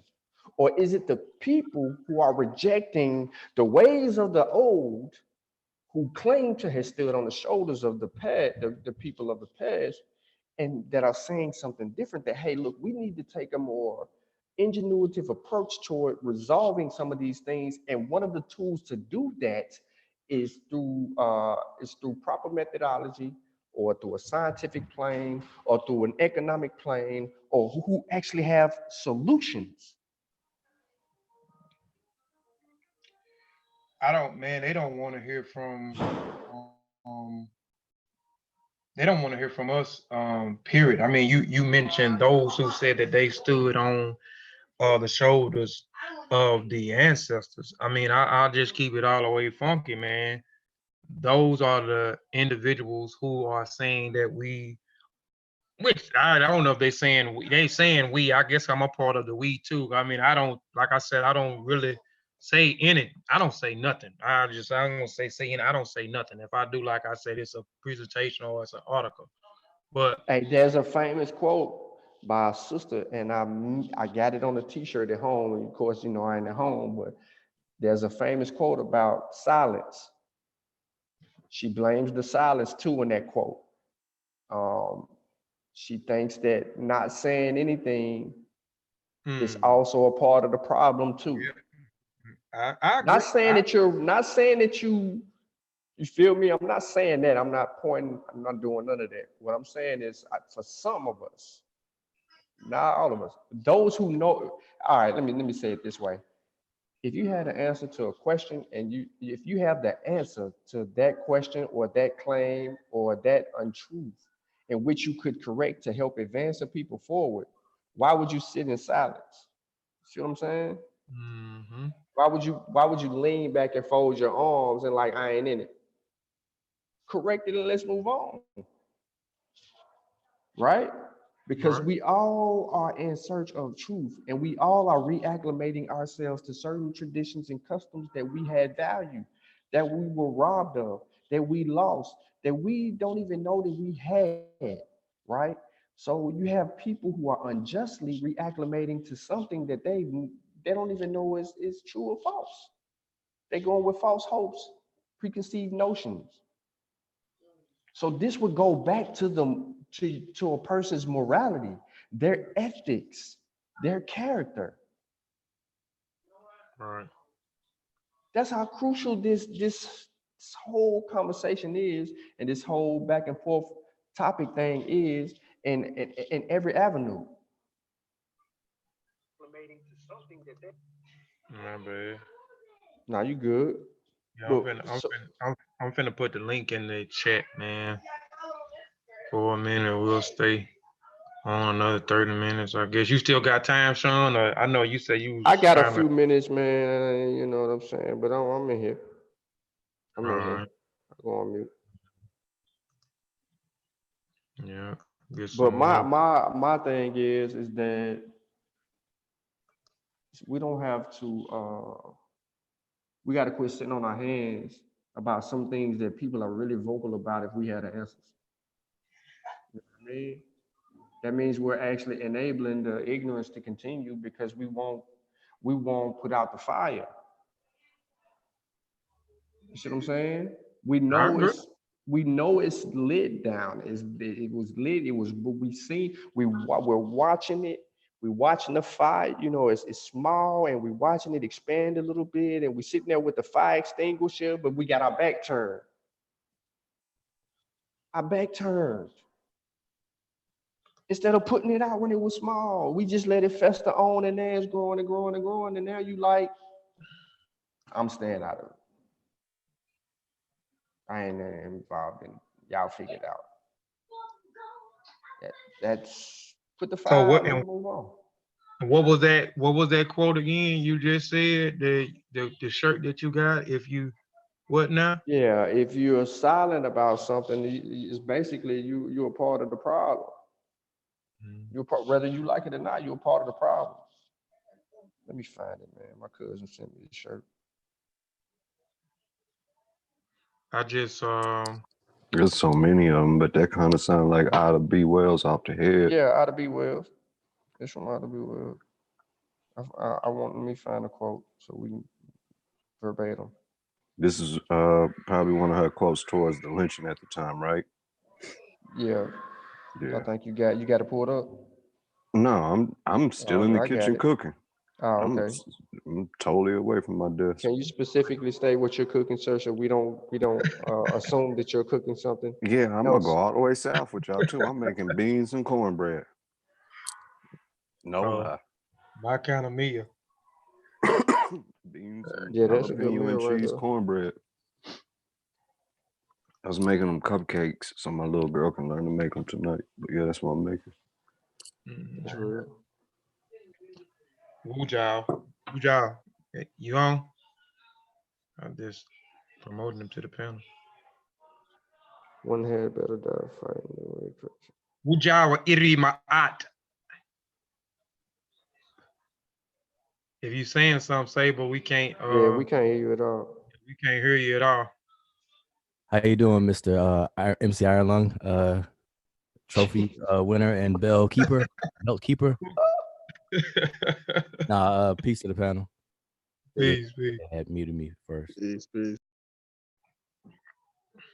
Yeah, I'm listening to Sean. What Sean was saying. Mhm. Last, and that was pretty good. I mean, I didn't hear the whole conversation, but I tuned in when y'all were talking about the elders, and being corrected, and the notion of being attacked and stuff like that. So I was trying to catch up what y'all were talking about. Okay. So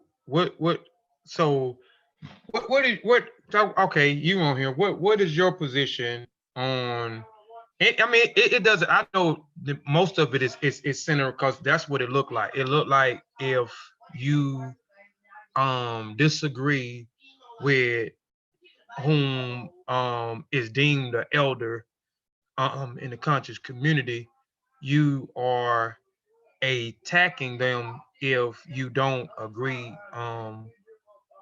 with their information, man.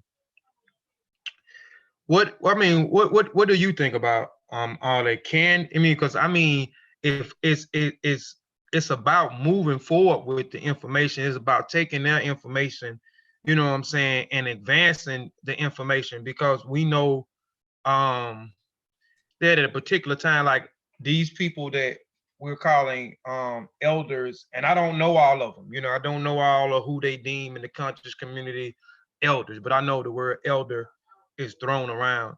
Um, excuse me, is thrown around a lot. So these elders, we know, and a lot of the elders that I know of that they call elders, I know they're 15, 20 years. I'm 42, so I know a few of them is like 60 something, 70 something years old. So they way older than me. So I understand that at a particular time, the information that they had, you know what I'm saying, they are still quoting the same information that they was quoting in the 60s, the same information that they was quoting in the 70s. And we know uh, information is always advancing, you know. So and by information is always advancing, and we know in a certain particular time it was limited to certain information. It was a limited certain information, whether we didn't have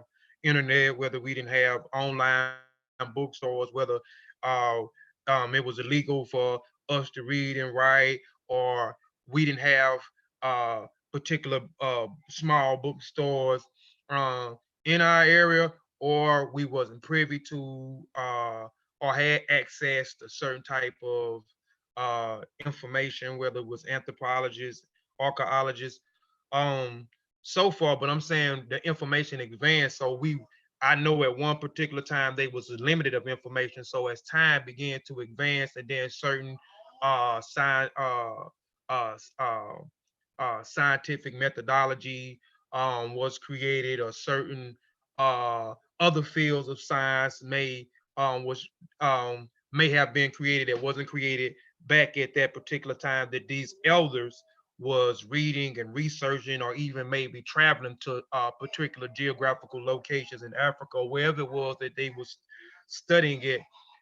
So is it wrong for an individual, or for us to say, nah, we trying to advance the information? That information is outdated. That information is in error because of certain findings, or certain testing of this, because this wasn't tested back then, because they didn't have this certain type of scientific methodology or scientific information at this particular time. So is it wrong for the youth? I'm saying the youth, to say, nah, we trying to advance. We appreciate what y'all did, and what y'all saying is outdated, is inaccurate because of X, Y, and Z.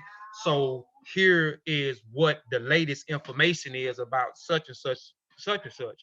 So, you know, I feel like it is, you know, a lot of the elders will feel like that we are attacking them when we only trying to advance the information.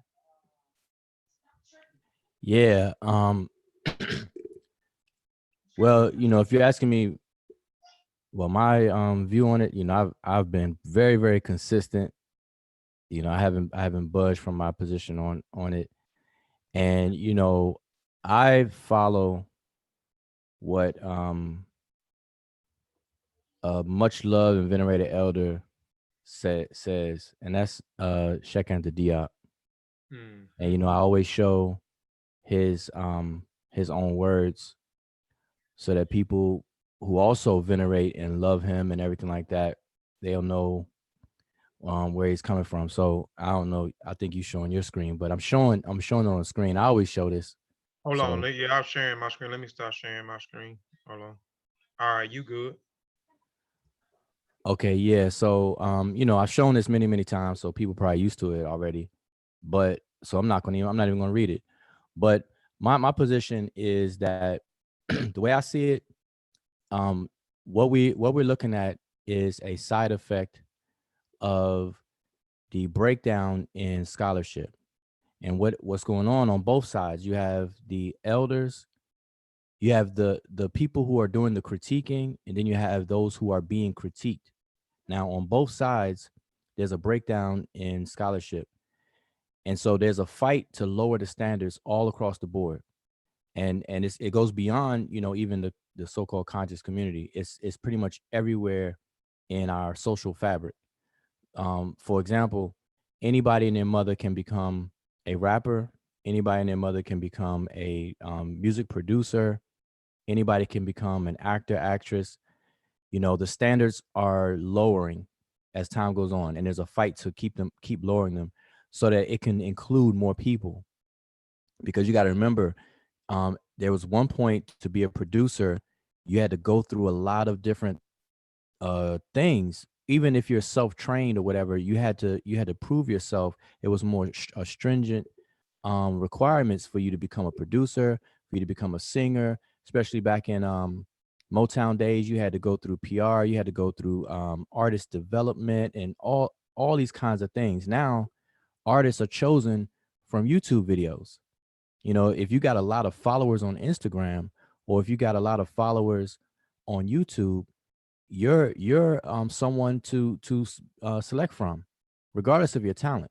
If you can fill the seats of a stadium, or if you can draw the attention of a lot of people, then you're selected. And so the same thing has happened with scholarship. And so there's a breakdown. The standards are lowering. And so what's happening is people who are not really true scientifically minded and scholars, they're entering the arena because the standard has been dropped and now it's more people. And so people don't really know how to critique. And on the other side, people don't know how to receive criticism or critique on both ends. And so that's what's happening. So what we're seeing is a side effect of that. It's a side effect of that. So it doesn't matter how old a person is. So like we got to even like the whole elder thing should not even be talked about anymore. Like a person's age shouldn't matter. I mean, because that's what's keeping the conversation sidetracked. It's really about people being secure, scientifically minded, and a true scholar. If you're gonna put claims out there in the public, you should expect it to be scrutinized. And then the person who's doing the scrutiny or critique, you have to be qualified to do that. And there's a way you do that.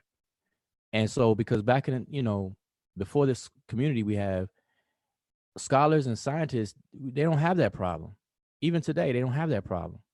They publish in papers and they expect it to be ripped apart and torn apart.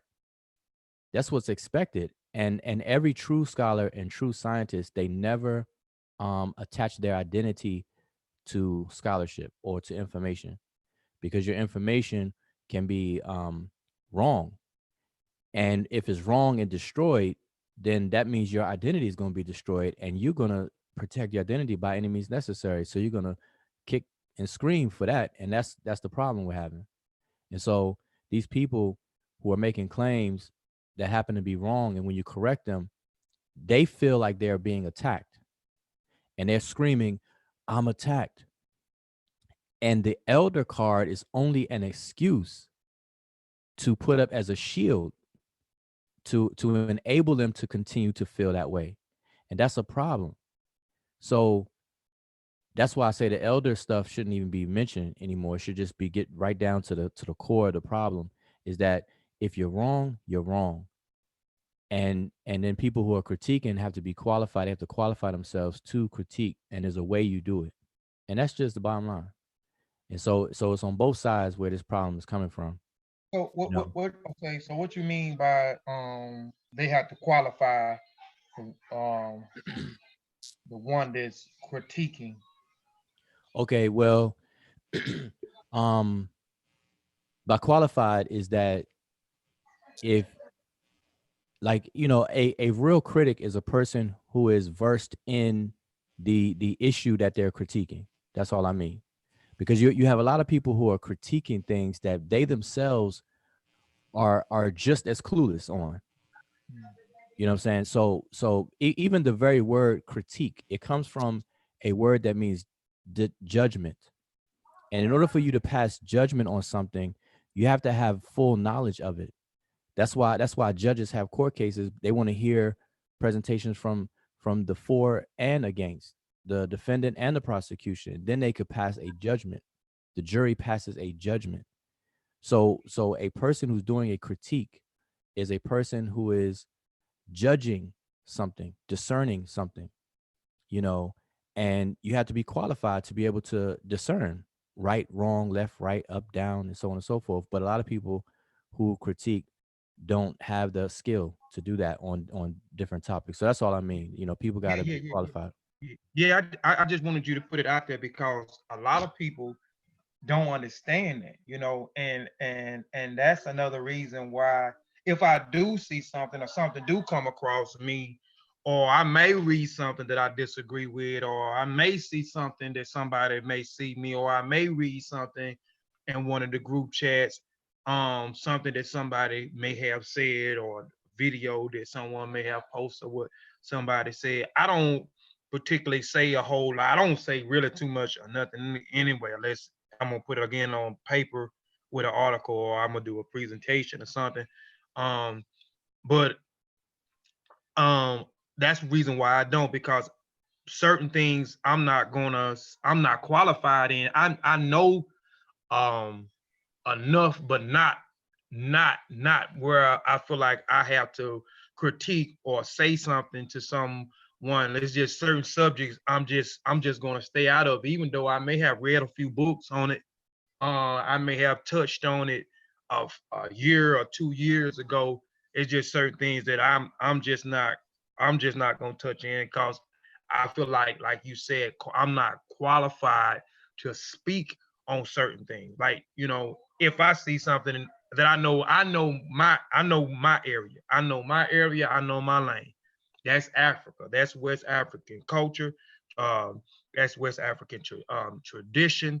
That's a lot of the different ethnic groups, their indigenous traditions, their way of life. That's my lane. You know what I'm saying? So I stay in that lane. So if I see things, that's why you will see the articles. Most of my articles, or some of the articles, are about some things that I seen, particularly most. That's what all of the last 4 articles have been about something that I disagree in the conscious community.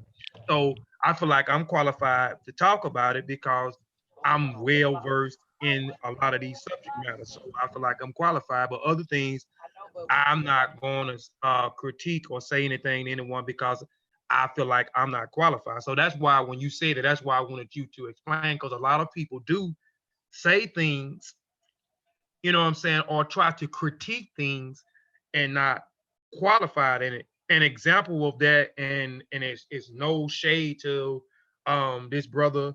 Again, like I said, I respect the brother, and even though he lost, he still won. It wasn't a debate, but I'm saying just with what he did, he lost it, but he still won, and that was the brother from Team Osiris. You know what I'm saying? I can't think of the brother name at that particular time, but shout outs to that brother. And that's what I Joshua. mean. But Joshua. I have a question, Go ahead. because you said that the critiquing things that are not, you're not like versed in. I agree to a degree. The reason that I agree to a degree is because some of the things that are actually being mentioned, it doesn't take a heck of an effort scholastically to address certain things.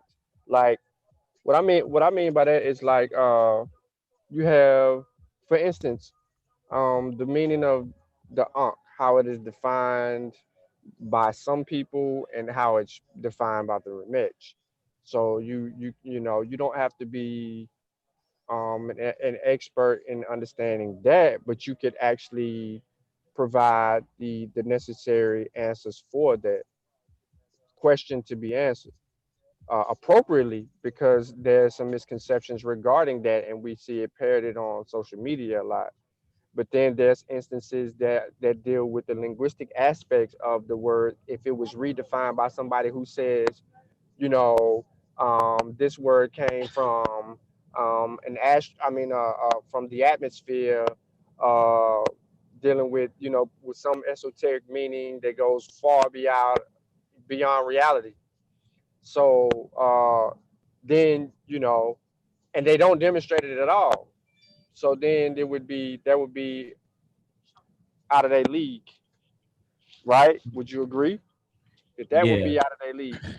But here's the thing. Along with what you said though, the qualification to critique something is always relative. So if it's something simple like the sun is not really there, it's inside the earth, and what we're looking at is a hologram, you don't have to have too much of you don't have to put too much work into that to disagree and then critique that. So the qualification to critique something is always relative to the how defined the situational issue is, how much resolution is there. So you're not gonna be able to critique an astrophysicist claim about dark matter and this, that, and the third as easily as you can critique a person who claims that the sun is not really there and it's inside the earth and we're looking at a hologram. So it's always relative. So we got to keep that in mind. It's not something that's a one size fits all type of thing. It's always relative. But the point is that you have to be qualified. No matter what degree, no matter to what degree it is, you have to be qualified to be able to critique. And also, just one more thing, there's a difference between disagreeing and critiquing, because a critique is something that is systematic, where you take a claim and you systematically judge it. You walk through it and you're doing that. That's a critique. But if someone make a claim and you just simply disagree, and then you may state your reason for disagreeing, that's different. So we have to be mindful that there's a difference between somebody disagreeing and then somebody giving a critique. So we got to understand that. And see, I don't know if y'all can still hear me, but Yeah, we scholars, okay, yeah, like people who do scholarship and are in school and stick with that and stuff, they, everything that I'm saying, it's so normal that they probably you'll be surprised, like why that's normal, like duh, who don't do that, scientists too. And so it's only in these kind of communities that we got going on these virtual communities where it becomes a big issue, you know. And so I personally have seen it and dealt with it. That's why I'm showing this quote from Diop, because we address something that Diop said. And that's another thing. I think that the word pseudo is being overly used now. That word has grown legs and is being thrown out there, and we have to be careful of that. And I hope that people will just start being mindful and bring it back down a couple of notches, because people are going overboard with that word pseudo. It's like saying liar. Like if Kofi, if you told one lie, do I have a right to call you a liar as a person, like label you as a liar? Or is it more specific and say, hey, Kofi, that is a lie? So it's a little different from calling a person pseudo versus saying that they're wrong on something or made a mistake. And I always ask people a question: how many lies does a person have to tell before you can justifiably call them a liar? And the answer is patterns. It's based on I patterns. laugh. Yeah, I laugh because I'm guilty of that. But I see something and and I disagree on it. Whether I'm reading a book, I can be reading a book and I'd be like, man, this is some BS. He's lying right here, and I'm justifying why he's lying. So I say, man, it's pseudo. I mean, it doesn't stop me from reading the book, because I know that maybe the whole majority of the book I read, the information in the book I can kind of agree with because I may have studied it before and it's kind of matching up with a lot of the stuff that I have already read, or I took a little bit further myself. But when I do see one error, I do say, man, he's pseudo. Oh, it is pseudo. But I mean, it don't stop me from reading the book. But I'll be honest, I'm one of those persons that say somebody pseudo. But see, here's the thing. I wouldn't after the first thing that I read. It's the pattern. Like you said, the pattern. If it's continuous, like if you continue to see, like multiple errors, and then you just read in the next chapter multiple errors and multiple, and then you start seeing this infusion of different things, then that'd be like, man, this book's pseudo. Yeah, that's what I'm saying. And it's like you said, it's a pattern. And something or claim could be pseudo, but to call people pseudo, we have to kind of have a little bit more reservation for that. That's all I'm saying. And because it could become offensive.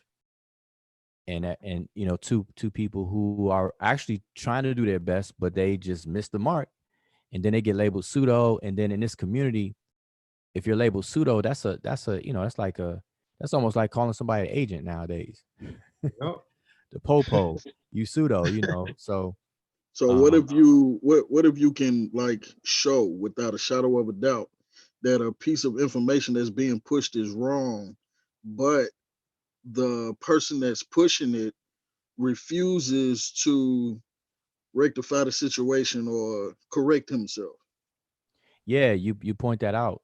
And in terms of the word pseudo, I'm just saying we abuse it because pseudo is really short for pseudoscience.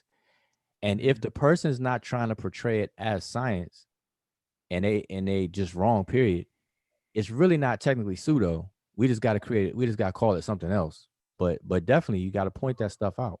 If somebody is wrong and you have like demonstrated that they're wrong, and then they keep pushing it and whatever the case is, I mean, you got to point that out. Would they be pseudo then at that point though? Well, that's what I said. It depends on if they're trying to portray it as science, and it's not science. See, pseudo doesn't mean wrong. Pseudo Right. is fake, and so pseudo means fake, and so pseudoscience is where we get the term from. So it's fake science. It's somebody who is trying to pass something off as being scientific when it's really not. That's what pseudoscience means. Or And we pseudo just history. right. It'd be pseudo is fake history. We could say fake history, pseudo history, or whatever the case is. But that word, because it's shortened, everybody use it like for all kinds of things. Like somebody could be wrong. Oh, that's pseudo. And that's just how it happens. That's cool. But when we're calling people pseudo, we just got to be a little bit more reserved with that. A little bit more reserved. But I'm gonna tell you, these people out here, I've seen people cry victim. Like they'll be wrong. They teach something for 10 years, and then when it's corrected, they holler and scream that they're being attacked. And Yeah, that's it's a passive aggressiveness going on, I think.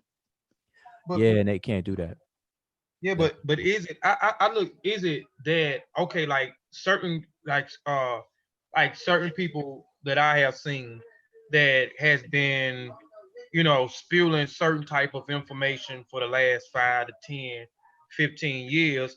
A lot of these people, when they in error, and then you show them that they are in error, they feel like they attack and they don't want to change it. To me it seems like they don't want to change it, even though they may be like, oh, okay, and they're not saying that they not gonna tell you that they are they in error, you know what I'm saying, but they like, we in error, but I've been doing this for 10 or 15 years.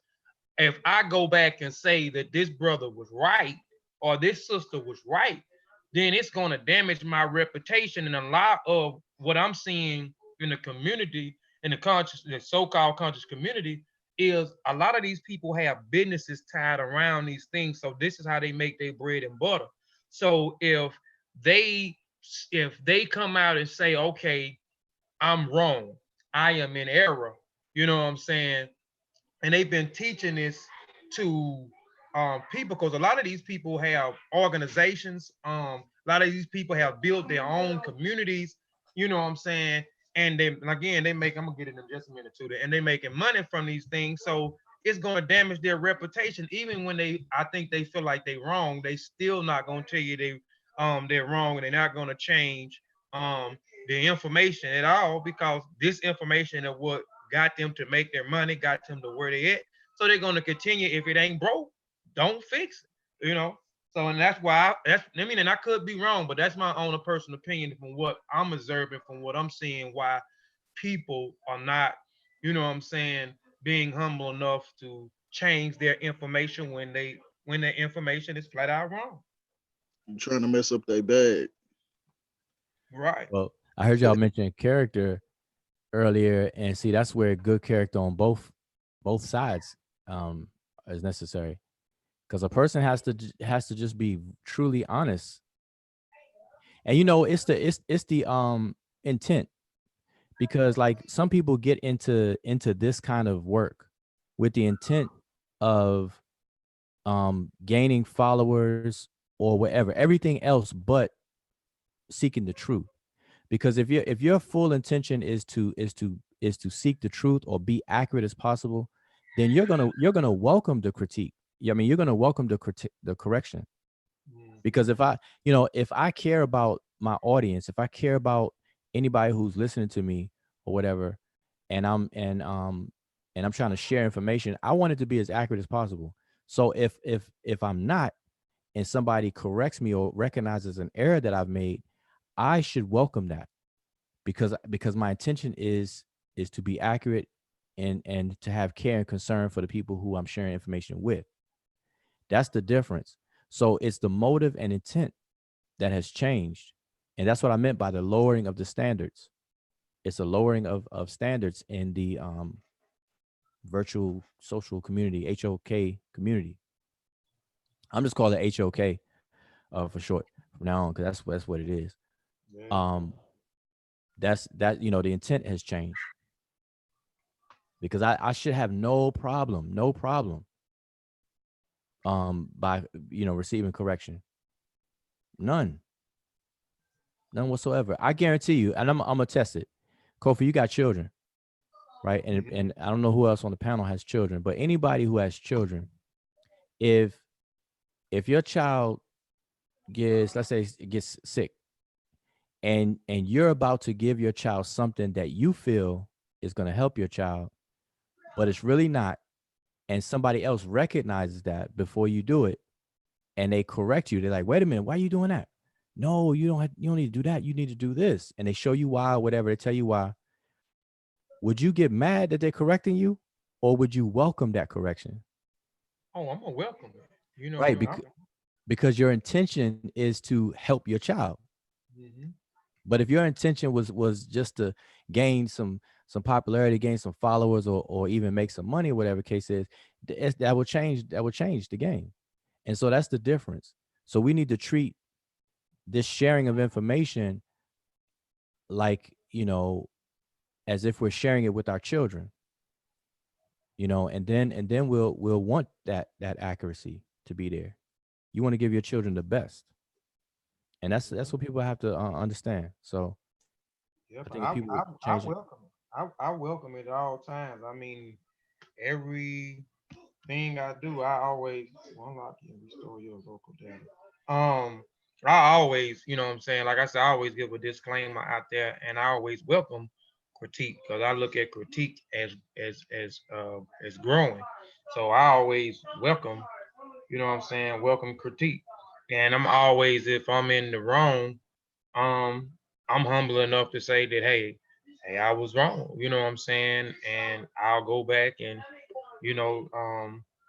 and change it, or I'll go back, and fix it, because my intent is always good. So when I do something, I present something, I always try to make sure it is as accurate as possible. I never lead into that I'm without error. You know what I'm saying? I know it all, and when I present it, this is it. You know what I'm saying? It is 100%.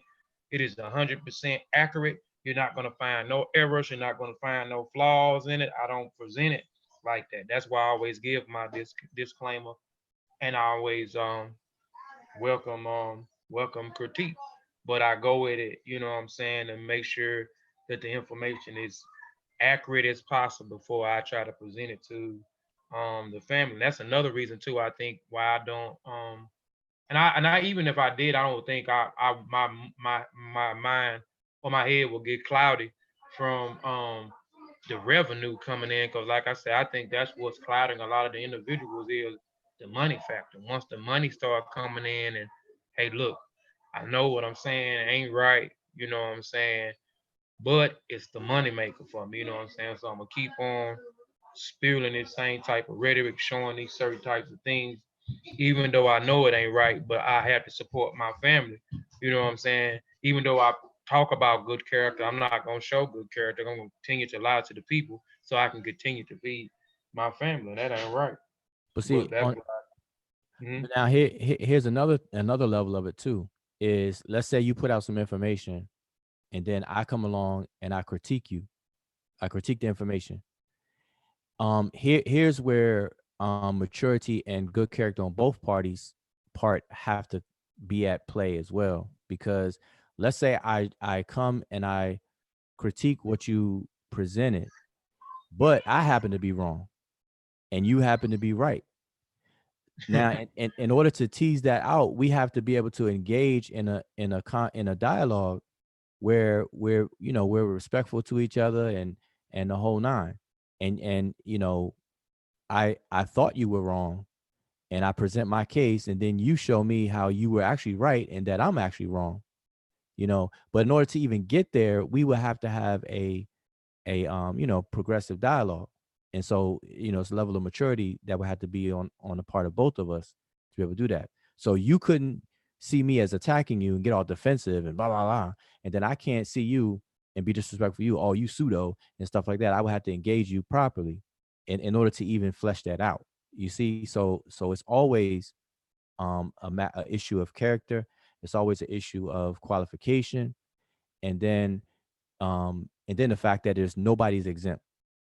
Those are three things I always say. Nobody is exempt from correction, but there's always a way to do it. I always say that. It's a way to do it. All right. No one is exempt. Yeah, no one is exempt from correction. From correction. Then what was come from? I'm writing them down for my own personal thing, but because this is some good information, because I mean a lot of these things, we skip over, you know what I'm saying, in this so-called conscious community or HOK community. We, you know what I'm saying, we skip over these things right here. So you said no one is exempt from what you say, questioning? Correction, being corrected. Correction. I'm sorry, yeah, from correction. Then you said qualification was another one, right? Yeah, I was saying in order to critique, you have to be qualified to do so. And, like I said, that's relative, like Sean pointed out, it don't take much on like topic A, but then on topic B, you may have to go all in and put some work in. So to qualify yourself to critique, that's relative. And then I always say character is a key element on both parts, because a person who critiques someone could actually be the one that's wrong. But you will never ever get to that point of knowing that and stuff if you can't even have a conversation, if you're not mature enough and you have this character of honesty about yourself to be able to get there. So that was like the three main things like that. When I say anybody get corrected, I'm eliminating that whole elder thing, because elders should be respected. But when we say that, we're saying it as if people who are younger shouldn't be respected. And that's crazy. Everybody should be respected. I don't care if you're an elder or not. But there's a way that you're going to engage different people, though. Like, you're not going to talk to an elder, a person senior to you, as you would a 8-year-old. That's, we just don't do that. And likewise, you don't expect an 8-year-old or 13-year-old to talk to a senior person like they would talk to their junior high school friends and things. So that's just common. These are just common sense things. But that's all it is. But we got to eliminate that whole hands off type of stuff. I don't care if you 90 or 200 or passed away. Wrong is wrong and right is right. Accurate is accurate, and inaccuracy is inaccuracy. And you can't build anything off of inaccurate foundation. You mentioned character too, Ujal. You think like, and because I always say, I don't mind, because like I said, I always put a disclaimer out there, you know what I'm saying? I don't mind nobody critiquing me. I mean, I feel like it helps us to grow. But I also see, like you said, character is the key element on both parts. And that's true. And I always say, I don't mind critique, long as you come at me in the right way. And when I say that, I mean you come to me, in good character. You don't come to me like you trying to sun me, or you trying to one up me, or you off the grip, you pseudo, you know what I'm saying, or you trying to embarrass me, or you trying to I guess stroke your ego or whatever that is. But I do see when people do come, you know what I'm saying, in a positive manner, right off the rip, you got people being disrespectful. And and this is just my opinion. I think it has to do with, and like it has to do with a particular platform, the House of Consciousness, where he has developed this battle. You know what I'm saying? It was, even though, I know they say he's trying to make it like the battle rap scene, but it's been like that before. I guess before he even made that statement or whatever, somebody was telling me that's what he said. He was trying to emulate the battle rap. You know what I'm saying? That a House of Consciousness is like the battle rap scene of in hip hop. And I think it's from people watching that platform, you know what I'm saying, and how it has become where one person is always have to battle a so-called debate. You know what I'm saying? Like I'm saying so-called debate because, like you say, it's so many things when you talk about debating. And so I think they created that atmosphere where it's you got when somebody does come to you and be like, hey, well, let me show you this, man. I disagree, you know what I'm saying, but let me show you this, or how you read that, or how you have you tried this, have you tested that, I can show you how to test this, I can show you how to do this and that, you know what I'm saying, this is why I say that this is not right, or this is why this is outdated, because go check out this new finding over here and see what the new the updated information is on this particular thing. But I think when people come at you now, they thinking that you trying to battle them, you know what I'm saying? So and I think through that atmosphere of him creating battle, I think people think it's okay to curse a person out. It's my opinion that I feel like he made that popular. He made it popular to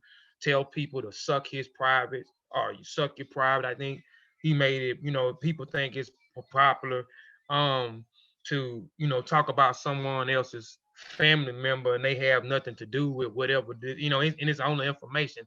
Um, disrespect, you know what I'm saying? Disrespect the person on the highest level, even though you don't know him, you still talking bad about him.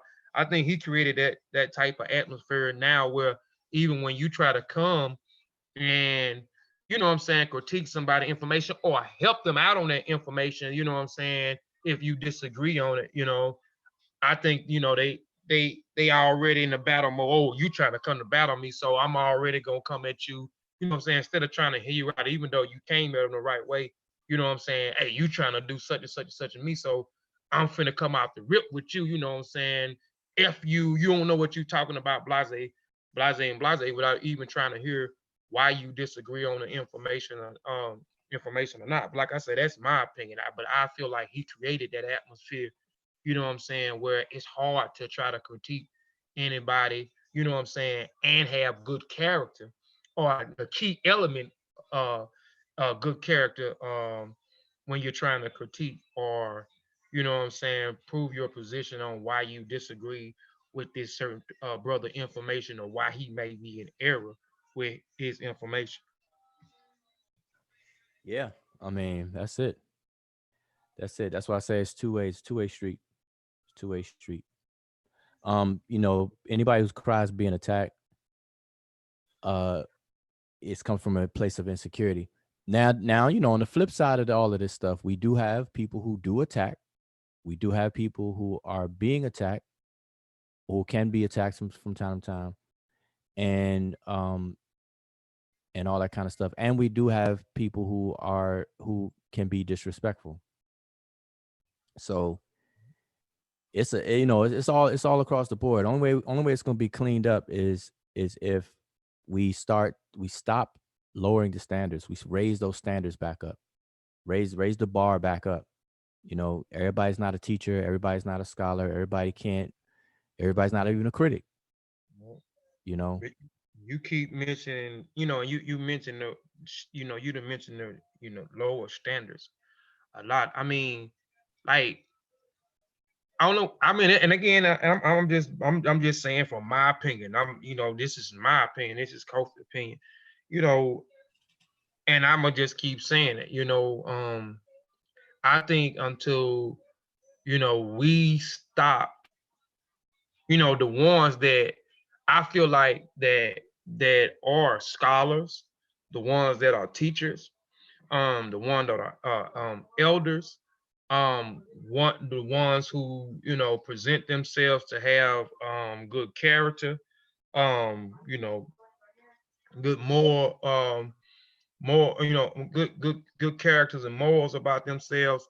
We have to stop supporting these other platforms, HOK in particular. You know what I'm saying? People can say I'm hating out, because, and then what I'm saying is, even with the people that we admire, you know what I'm saying, or we put up on a high pedestal, you know what I'm saying? Which we, you know, these are the guys that set the bar. These, when I think of high standards, I just, when I think of, with just Kofi, when I think of high standards, I think of Saber Wujao. I think of Osar Imhotep. I think of Sanjeti. I think of Ankh. I think of a few other elders that's not here.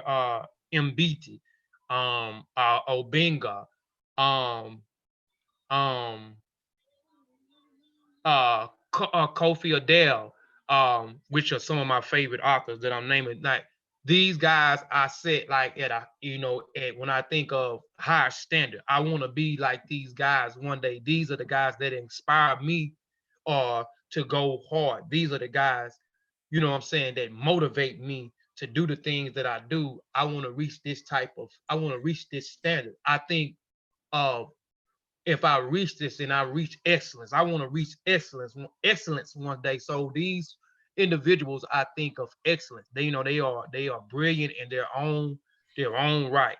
And so, and even with some of the guys that I name, I feel like that we have to, if we keep running over there, that platform to me is the lower standard. And we have made the lower standard popular. It's okay to be at a lower level, to have lower standards, because even our revered scholars, our revered teachers, our revered elders are going over here to a platform where the standard is low. And all you have to do is go on the platform and look in the chats. Look in the chat. You can see all you, and even look at some of the information that is being spewed out on the platforms. You know what I'm saying? On the platforms, a platform you can come on, you can talk about anything. You don't have to have no sources. You don't have to have no type of correct methodology. You don't have to show and prove. All you have to do is just spew rhetoric. You know what I'm saying? And that's it. And then even in the chat, you know, with way that platform is, it attracts the same type of people. So you got people in there that are cussing each other out, you know what I'm saying, talking bad. They can't tell you what another guy is saying. If you got a Sar or Sanjetti or Wu Jiao, Unc a little bit more animated, so they can kind of get what Unc. But any of our revered scholars, they are deemed bored. So you know, a lot of them, oh, he's boring, oh, blah blah. You can hear all these different things in the chat. You know what I'm saying? A lot of these folks ain't reading books. A lot of these people don't know what correct methodology is. A lot of people don't know what consensus is. A lot of people don't know what comparative analysis is. They don't understand how to test. They don't know nothing. You know what I'm saying? But they, you know, they just want to be entertained. They want to be rude. They want to, you know, create chaos. Some of them want to feel like they smarter than others, so they always want to try to attack others. But I think until we leave those, and I don't just, but that's the main one. That's the main one. You know what I'm saying? And our scholars, our revered scholars, our brilliant scholars have to, and this is my opinion, have to stop going on this platform, because if they go on the platform, to me, it feels like, you know, I'm confused, you know, because all of the stuff that I see over here, I put them over here and I put them over here. You know what I'm saying? So, but they running over here all the time to support this platform. So this platform something must be with this platform if our revered scholars is always running over here to a platform that has set the a lower standard and made the lower standard popular. So I feel like it's somewhere we gonna have to say, okay, hey, we're gonna have to separate the two. We're gonna have to separate the two. Okay, if you want to check, and that's why I suggested a few years ago, suggested that why don't the families create their own station, you know what I'm saying, their own YouTube channel. You know what I'm saying? I suggested a few years ago in the SSU chat that why don't we, you know, the current families that has correct methodology, those that have good character, those that have a great understanding of correct methodology, you know what I'm saying, those who are not scientific illiterate, you know what I'm saying, that is pushing for excellence, that is pushing for high standards. Why not create a channel to offset this other channel? Say, okay, well, you know, for those that want, you know, the lower standard, go over here, but we're gonna go over here and we're gonna make we're gonna make this channel popular, because this, you know what I'm saying, we're gonna set the standard. These are the high standards. Kobe. If you go ahead. Okay, to answer your question in short, um, that channel is going to continue to be what it is because of the things that you actually stated, the ignorance level in many, and the inability to want to read and then comprehend what they're reading and advance that information into their daily lives. They would rather be entertained by the things that they have succumbed to based on society. So it's driven like that for a reason. And in order to combat some of the things that's going on over there, some people go over there to try to fight that battle. And I'm with you on creating our own platform and building and all of those things. But those are those things. But real quick before I go, I wanted to say something real quick. I want to use this statement, and I want Say Jaw to tell me if it's an attack or not.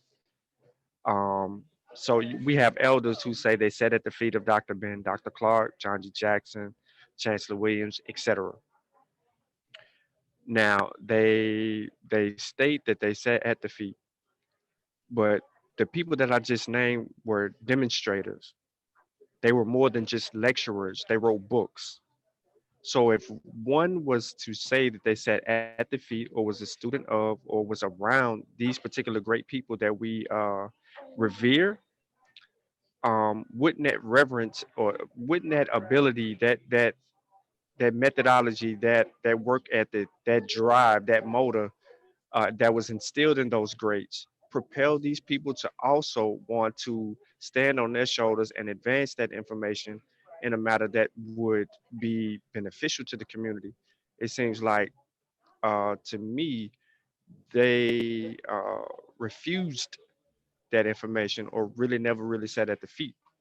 Would a statement like that be an attack on those people, or would it just be seen as otherwise? Well, like I said, insecure folks will shout out attack. Yeah, they're attacking, but it's not everything's attack. And even if people claim that something is an attack and it's actually not, it's really nothing you could do, and it shouldn't matter one way or the other at that point. You know what I'm saying? Like, nobody wants to be accused of attacking someone, but if you're not attacking someone and then somebody's still crying that you're attacking them, then at some point you just got to be like, all right, just keep it moving.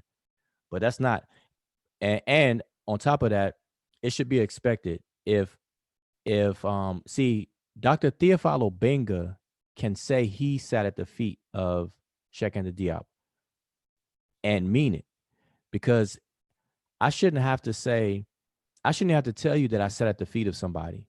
You should see it in my behavior and in my works. So if I never told you that I sat at the foot of a person, but yet you can see that person in me, and you can see the influence of that person in me, then I don't have to keep telling you that. I don't have to tell you that. Like, let's take an entertainer, for example. Who, like, name an entertainer that that they were highly influenced by somebody else. It happens all the time. I mean, especially with singers and stuff like that. Oh man, I was inspired by so and so, so and so. Like, let's take, for example, what's his name? Neo Soul. I don't know why I can't think of his name. Who you talking about? At least a couple of them. D'Angelo. Okay, yeah, we rock with D'Angelo. Okay, so D'Angelo. Now, somebody be out of their mind to not think that he was not influenced by Prince. Mm-hmm. Yep. Now, does he have to say it? He don't have to say that he's influenced by Prince, whether he sat at his foot or not. I'm saying, but the influence is there. You can see that. So here's the thing: when people say I sat at the foot of somebody, what they're trying to convey is that I have been heavily influenced by that person. Because if they just mean, just on the surface, I sat at the foot of somebody, man, a whole bunch of people could say a lot of that. But to say it, what's the meanings behind it, or what should be is being the intent of what's being conveyed is that, hey, I am influenced by this person, and I'm going to embody what this person gave and expressed, and I'm going to embody that and take it further. When we say I sat at the foot of somebody, or I was under so and so's wing, or I stand on the shoulders of somebody, all of those are nice ways of saying that, hey, I am heavily influenced by this person, and I'm going to continue that kind of work. You should be able to see me. When you see me, you see the Father, almost like that type of thing. When you see me, you should see that person, to a degree. And so if we don't, and you say we don't, that's not attacking. That you're just pointing it out. Somebody who spent 30 years at the foot of a Dr. Ben, a Dr. Clark, a Leonard Jeffries, and whoever else and stuff like that, but they're not producing something that you can recognize those three individuals in them, then there's a disconnect there, no matter how much they say it. And on top of that, a lot of people will name drop as a cover or an excuse for their shortcomings. They hide behind that. Some people hide behind that, doing that. So people got to be careful name dropping.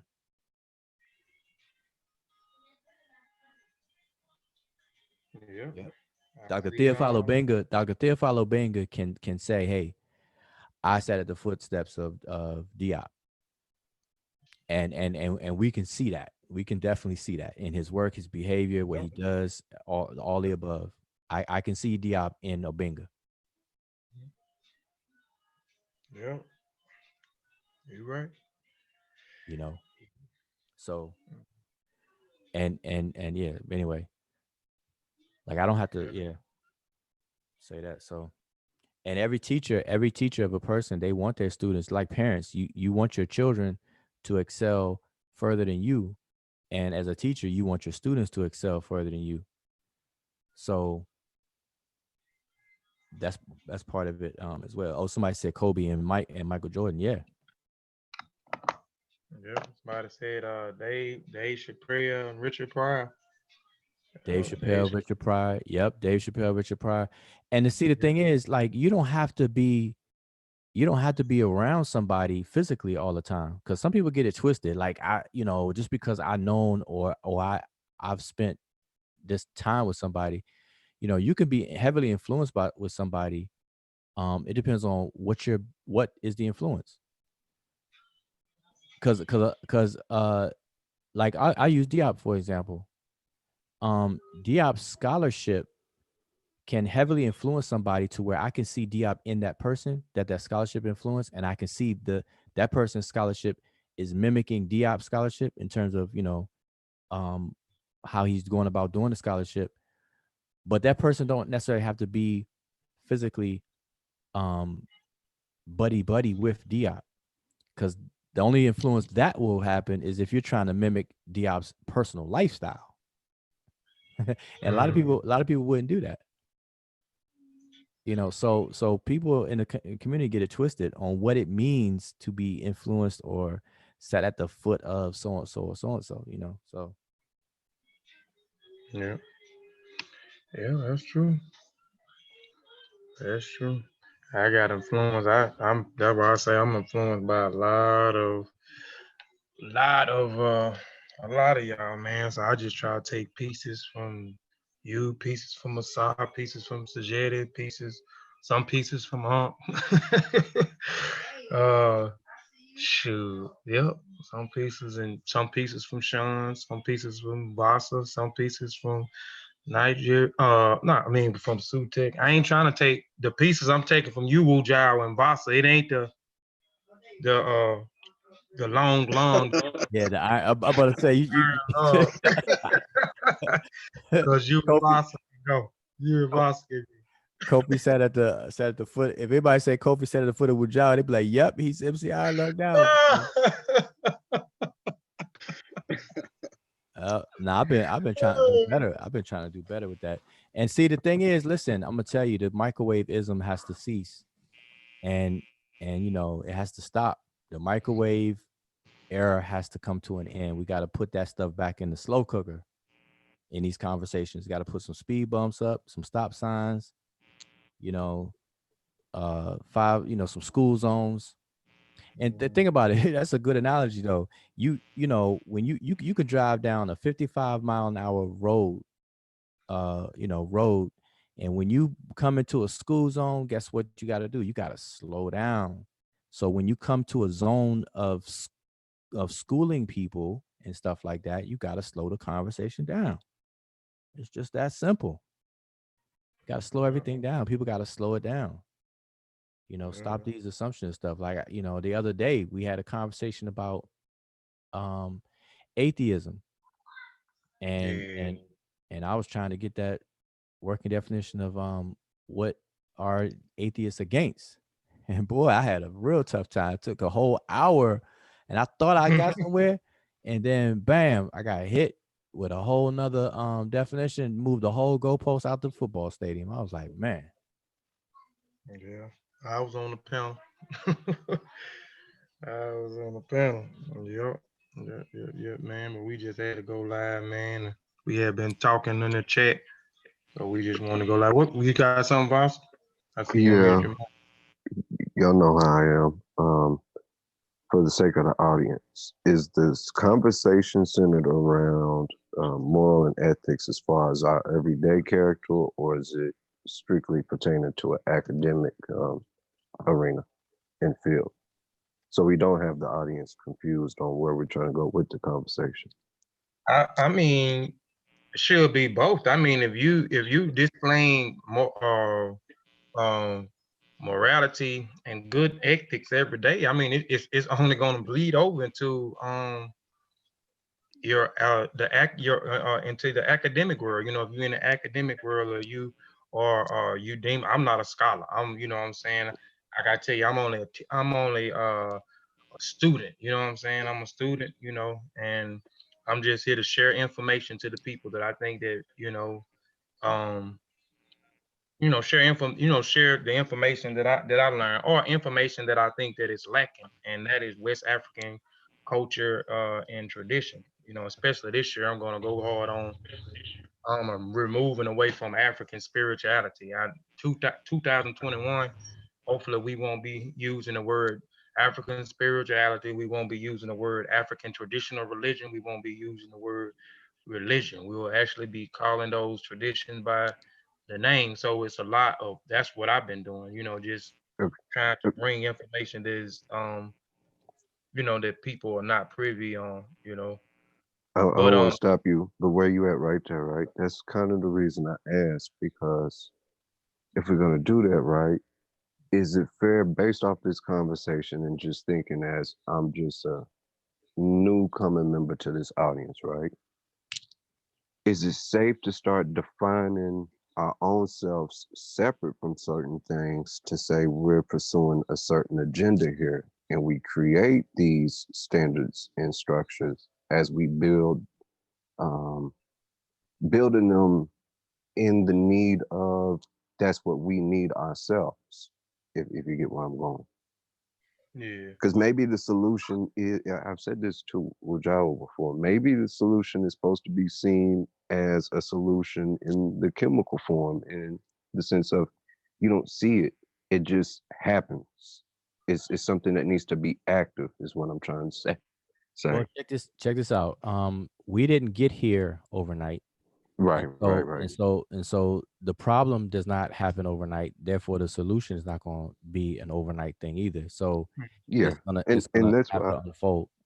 I didn't want to cut you off, but that's why I was trying to walk it through, and just like how Kofi was saying, this year he wants to separate, saying traditional African religions or these things, and he's identifying a need to correct something, if not correct it, to progress something. Let's just say it that, speaking on behalf of the African American experience, he's trying to progress it to the next stage. We'll say it that way. I think we do have to say, okay, these are the standards we have to set to get there. What are our needs? And once we see those needs, maybe it's just us that build it as we go, and the rest are going to come. And that's how the teaching takes place. Cultures are built, so on and so on. And I'm hey, saying that so. hey, hold on, boss. I don't mean to cut you off. This, I'm looking at this who is this Maharu? Brother is my big brother. Ain't nobody attack Brother Unk. Brother Unk is in the Mossi Warrior Clan channel. I got Brother Unk number if I want to call him. I'm on Brother Unk show every time he go live. Where did you hear that I said that I'm attacking Unk? Or Boy, Kofi that went to 10 just that quick, boy. yeah, I don't like that. People don't listen. Ain't got good listen. Kofi, you ain't nowhere near Uncle Kid's level. You sneak this and bro. Why I sneak this and man? I big up Uncle. When I said high standards a while ago, I put him on one of my plateaus when I say excellence. When I think of excellent and high standards, I mentioned Brother Unc's name. But see, this is the thing. When people, this is what I mean. So here's a good example right here. When sometimes when people, like for example, Kofi, if somebody in the chat called you a woman, like you would probably laugh and be like, whatever. You know what I'm saying? And the reason why you would probably most likely laugh, is because you're so secure that you're not a woman. You'd be like, whatever, man. Good gracious. Like, who is that? Must be a troll or something. So I'm saying that to say that sometimes people will say something and it be so off that you could just be like, man, okay, like this is crazy.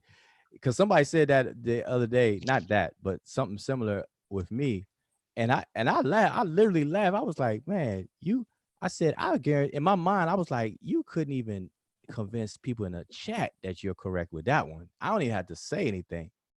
But I end up saying that. I said, try to convince people of what you're saying.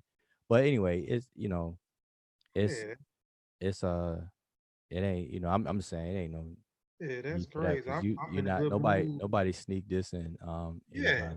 I don't know where he get that from. I really don't. That's my big brother. I don't know what he talking about. I don't know what he missed, but I'm in a good mood today. I ain't normally we'd have been put the block on him real quick. We'd have been but I'm gonna let him rock out, say what he want to, whatever he want to say, whoever Maharu is.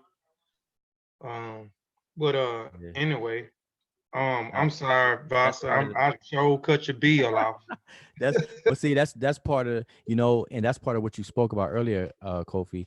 This environment creates that climate. This environment creates that. It's the battle, like, okay, you must be throwing shade because of something you're saying. Like, there's no other way to interpret what you're saying outside of, oh, you must be throwing shade. That's a side effect of this environment. Yeah, I tried to say that night with not to keep his name in circulation, but you're absolutely right. It's created that environment.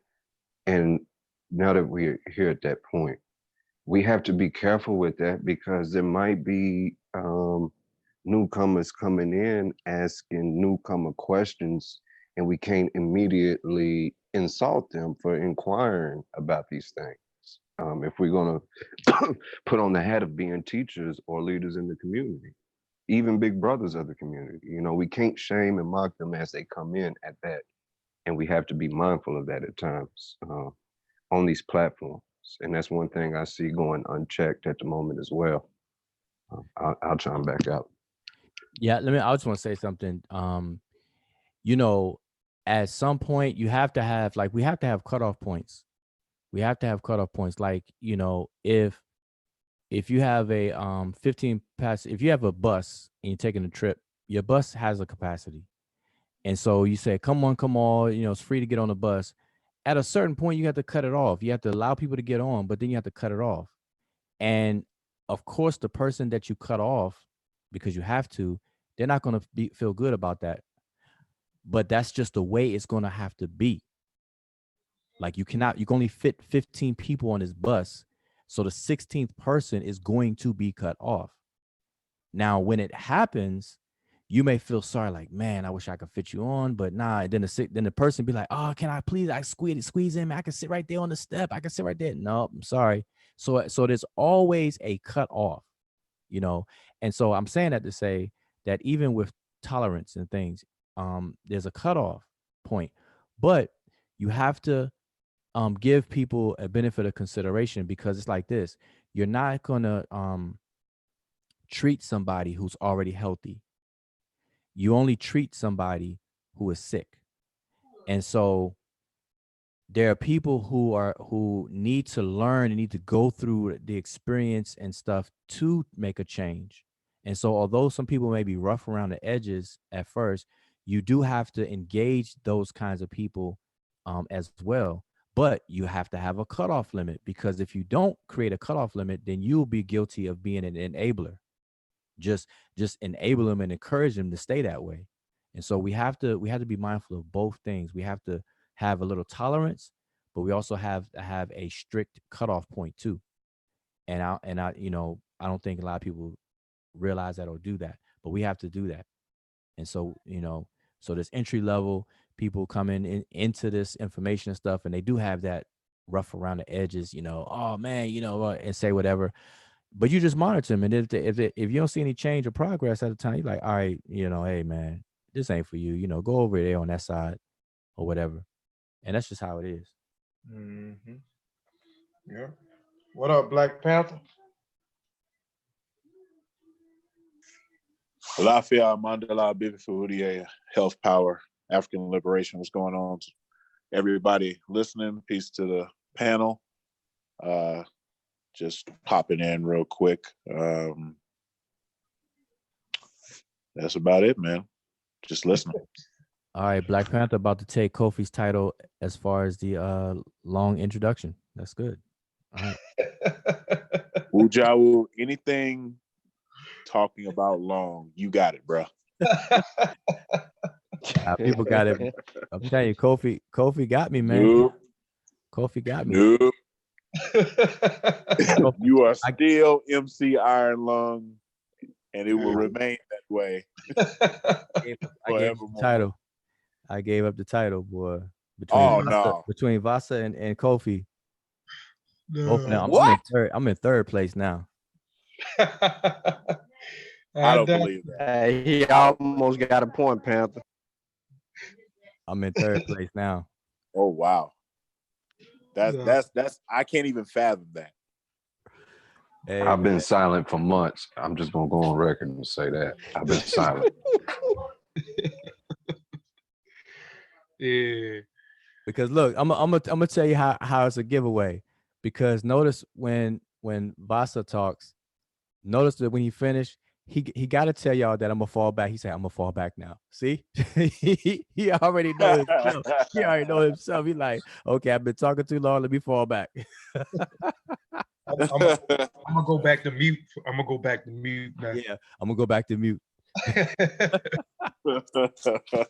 But a part of that going back to mute, that's just me trying to be polite and just show it. You know, I came in trying to say that, you know, and it needs to be demonstrated amongst brothers, amongst men, amongst citizens.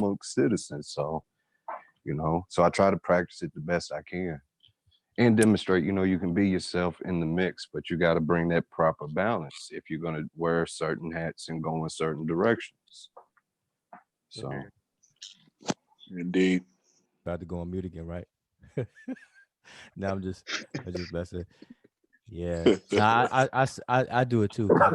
I'll start off a sentence and say real quick, knowing. Yeah. Knowing real quick gonna be 2 hours.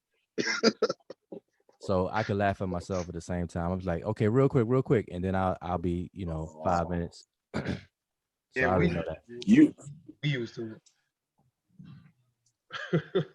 Yeah, I will say this: if we had to compare or analyze conversations as traffic, Wujawu is the person I would not want to be at if I had to say something creeping up on a yellow light, because I ain't gonna make it.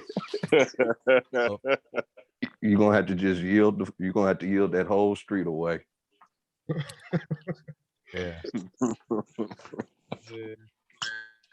But this was a nice little deal. Like I said, this was an impromptu, man. We were just having a discussion, man. And Sean said, let's just go live, man, and talk about it. So we just went live and chopped it up for a little while. And Saber, glad you joined the panel for a minute, man. Anybody in the chat, man, before we close out the show? Anybody else got any questions? And Maharu, it's all love, bro. It's all love. It's all love. I'm blaming Saber Wujawu for not being the fire extinguisher. Saul for not being the fire extinguisher. I'm blaming Ben. I'm blaming Nahisi and Kofi. What you blaming me for? All y'all fault. Nah, listen. What I do? Hey, you just being you. Unc tried to say something similar yesterday or the day before. Come on, Baba. And I had to pull up a resume on him that I addressed indiscriminately. I addressed claims that are wrong all the way. Yep. I got a record.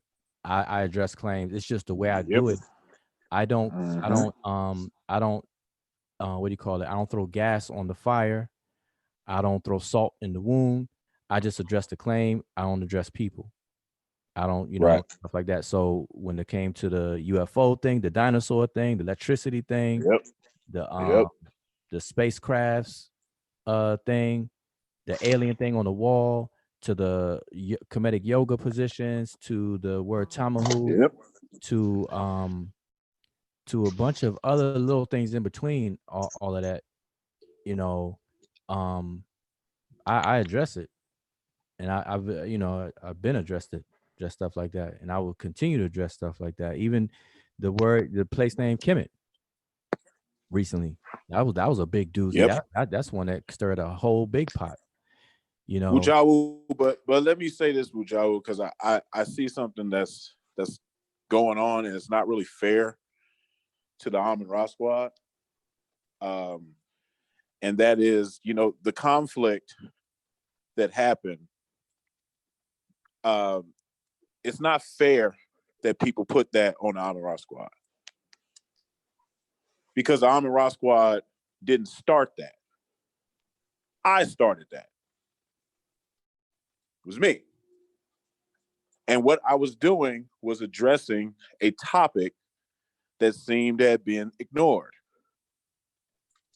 Now, the thread that I'm particularly talking about was when the claim was West Africans sold Egyptians into slavery. And I addressed it. Wujawu wasn't on that thread. Unc wasn't on that thread. Dr. Ma'at wasn't on that thread. Sister Naya wasn't on that thread. Nobody from the Amun Ra squad was on that thread actively participating in this discussion. It was me. And I wasn't coming as a member of the Mossi Warrior Clan. I was coming as Black Panther. Me. I wanted to address this issue. But somehow, after the smoke settled, it was the Amun Ra squad that took the heat. And I'm like, none of y'all were on the thread. Star wasn't on that thread. Nobody. It was me. And I did it alone. So I don't know. I don't even know how that happened, to be honest. I guess because what I call the Harlem Circus Crew attaches names to things in order to boost recognition, or in order to boost likes, clicks, views. Because the next day, within hours, the video went up, the Amun Ra squad is attacking the elders. And maybe people don't know, I am solely a member of the Mossi Warrior Clan. I'm a former member of the Amun Ra squad. Those are my brothers. Those are my my comrades. But I felt as if it was time for me to leave the group. So this was me. If people want to come after somebody, they have a problem with what I said, come after me. Don't try to deflect and attach yourself to the more popular group. It was me. And I want to make that clear. And I still stand by what I said, that there's no way you can prove that people that supposedly migrated from Kemet during the 30th dynasty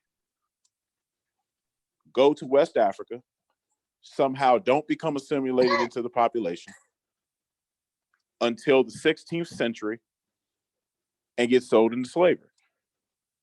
No one can prove that. Yeah, we talked about that last night. Or was it today? Yesterday? I forgot. It was yesterday, I think. It's blurred now. But yeah, we brought up that point. You talk so long, Wujawu, your days run together. No, actually, no, that's funny. But actually, it wasn't even me. I'm saying we, but I was just up having to be on a panel, as silent as ever. But no, that topic was brought up. That issue was brought up specifically because we were talking about how things really occur versus how people try to imagine them to occur, and then try to argue about that imagination. And you hit it on the head that people who leave one area and go to another, it's not like they stay in as an isolated pocket of people on an island by themselves to be able to qualify saying, okay, this group of people sold this group of people. No, they intermarried and mingled, mixed, and became absorbed in, you know, certain situations. And that's what we brought up last time. But, you know, see, here's the thing. I think from you doing that on your thread, coming from you, it overlapped with the activities between the brother Jabari and that issue, that incident happened with him taking the debate and excluding the on Garfield and Dr. Matt or whatever the case is. That right there happened before, and then when you dealing with the post, that crossed hairs, because then it became okay. Well, Jabari and then Baba Heru got put into it and stuff, and then that's when it was just all over the place. I agree, and I wasn't talking to anyone but Baba Heru, and I spoke to him directly. We had a dialogue directly on that post, so I wasn't talking to Jabari, I wasn't talking to anybody else. I was addressing that specific claim because it was being ignored. So because I've seen people say, well, y'all came out. I don't know who y'all is. This is Black Panther talk. I'm my own man. I made my own statements. My statements may or may not reflect the opinions of the Mossi Warrior Clan. I can't say for every member, but for me, I wanted to address the issue because I felt like it's misinformation that has been going on for too long. And just like Wujawu, we address misinformation. So that was me. So if people are getting confused, I want to clear that up and say, don't put what happened in that thread between me and Baba Heru on anybody but Black Panther. I can stand on my own too. Yeah. So I just wanted to make that clear because that was unfair, because we know about the friction between the debate thing. We know about, all of that. But right after my exchange, all of a sudden, the videos start going up. But the videos aren't addressing me. The videos are addressing the Amon-Ra squad. And I was like, whoa, wait a minute. That's not what happened. Yeah, that's not what happened at all.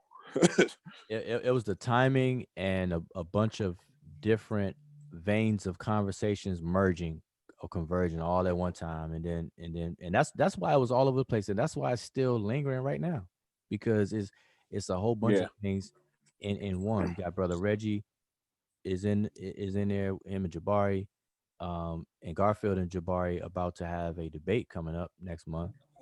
And every time around these debates, it's always some drama that has to kick up and stuff like that. So it was bound to be what it is.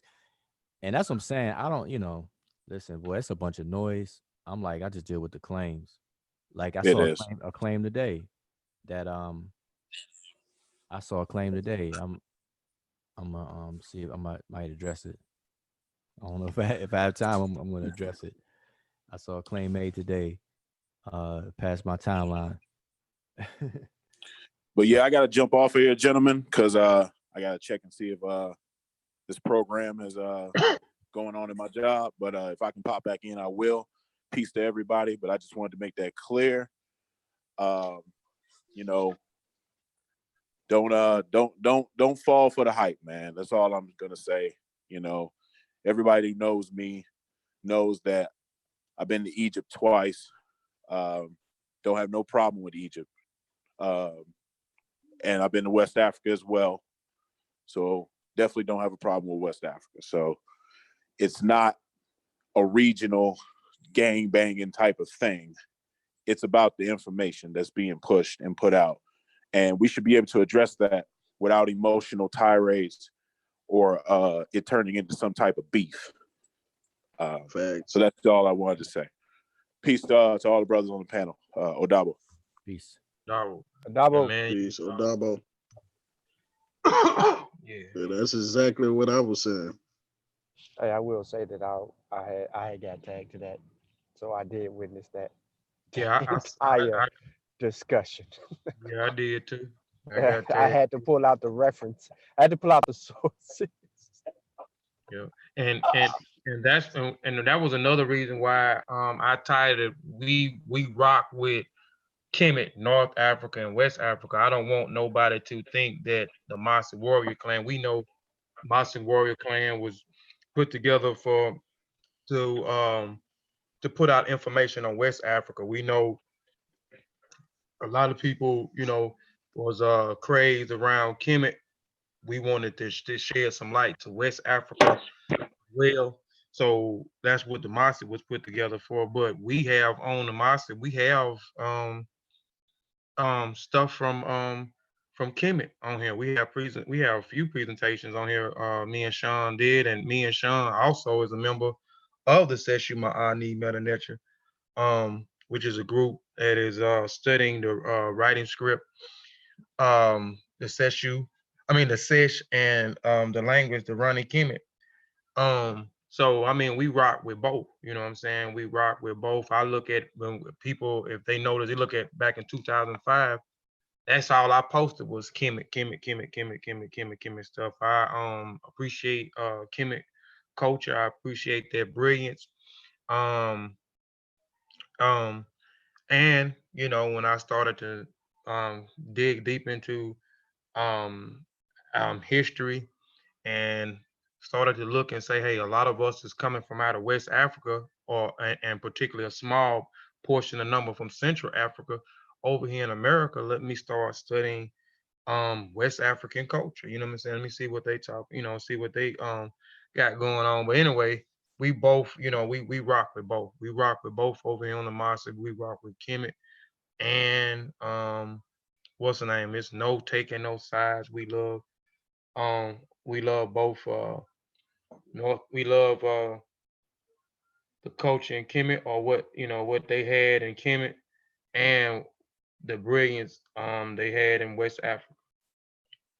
Hey, I want to say this before I roll is I watched all 6 episodes of it's a new documentary on Netflix about who I think it's called Who Killed Malcolm X. I think that's the title of it. But it's a 6-part documentary and it's really good. So I would encourage everybody to watch that, to check out the brother Abdur Rahman, forgot his last name, but he spent a lot of time doing his own research, and he wasn't funded. He wasn't he didn't receive any support, real support and stuff like that. So it was basically doing all that research on his own. I guess he was able to put together the documentary or whatever the case is. But it's very good though. He shared some things on there that's unpopular or not even known. It's really good. It's interesting on that. So if anybody's into that or into that history of the death of Malcolm X and what happened afterwards and the people who were accused, I will summarize it for everybody. This is what people should already know, but you're gonna find a lot more if you watch the 6-part series. Is that after Malcolm X was killed, assassinated, they arrested 3 people. They arrested one person on the spot, okay, and he was actually a true participant. The other 2 gentlemen that got arrested about a week afterwards, they were arrested and served 20 years in prison, and they were innocent. And so one of them is still alive today. The other one passed away. And so he was able to talk and interview and tell his story, but they weren't even there at the Audubon room at that that night. But they were arrested, and the person who was actually involved, the third person or the first person they arrested, he even told the authorities that the other 2 didn't have anything to do with it. But they didn't want to reopen the case or reinvestigate and stuff. And on top of that, he in the documentary showed that the FBI knew all of this stuff, even the New York police and everything. They knew all this stuff. He shows the documents and everything. So it's really good. And after he goes through all that stuff, he goes into who were the actual other participants in it. It was 5 altogether, 5 people.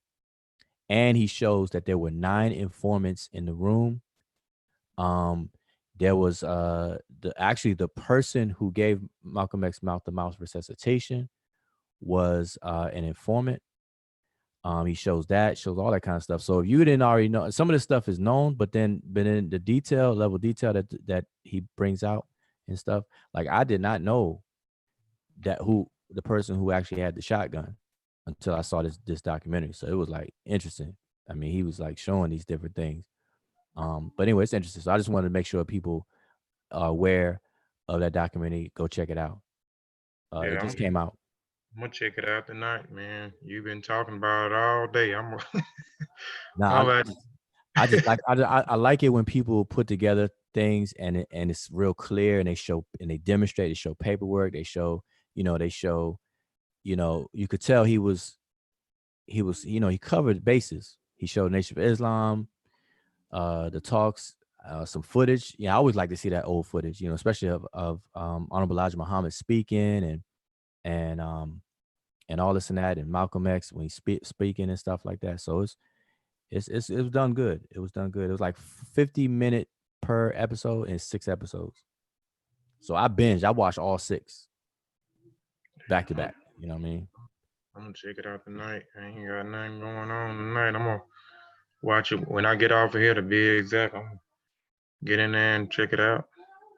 All right, but yeah, I appreciate this, Bill, and I appreciate the link to come in and talk, because this is my kind of talk. In terms of the platforms, though, Kofi, I think Vasa said this too, is that we didn't get here overnight, so it's not going to be changed overnight. So what's going to have to eventually happen is that people are going to have to get an option. It's almost like the telephone company back in the day used to be a monopoly. Bell, I forgot the company. It was like Bell telephones or whatever. They had a monopoly. Then the government had to step in and break up the monopoly. That's when you had these different companies to give people an option. And so eventually other platforms are going to have to just be consistent, and then eventually people will see options, and then people just choose the quality or whatever they want, and that's all really we could do. Because we can't hate on any platform and whatnot and all this other kind of stuff. We just got to do what we do, and people will gravitate towards it with like minds, and that's just it. Yep. Okay. You know I'm here with it. Ban it.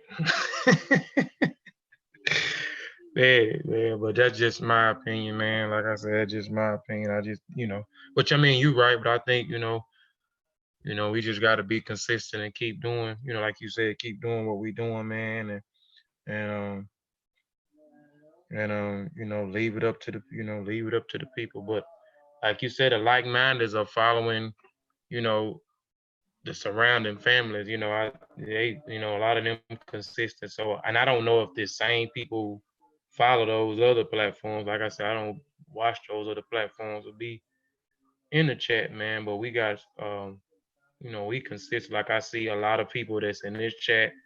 They in the session chat. I see, I'm in Real Black Atheists. I see him on Kofi Pie TV.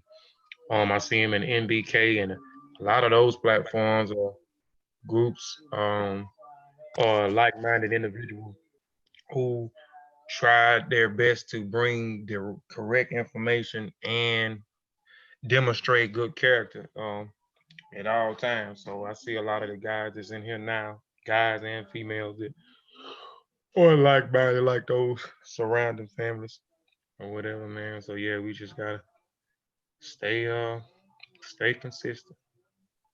All right, Man, so I want to say something for you. Hang on, man, real quick, just to add to all of that.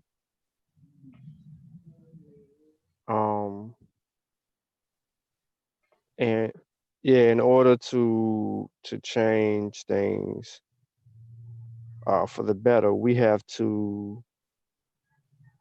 I think Nahisi said it the other day in the chat, Kofi. When I asked the question that I asked Nahisi, and his position was these people were just around; they weren't a part of actually, being actual students of the people that we tend to, but that we were talking about earlier, the esteemed elders.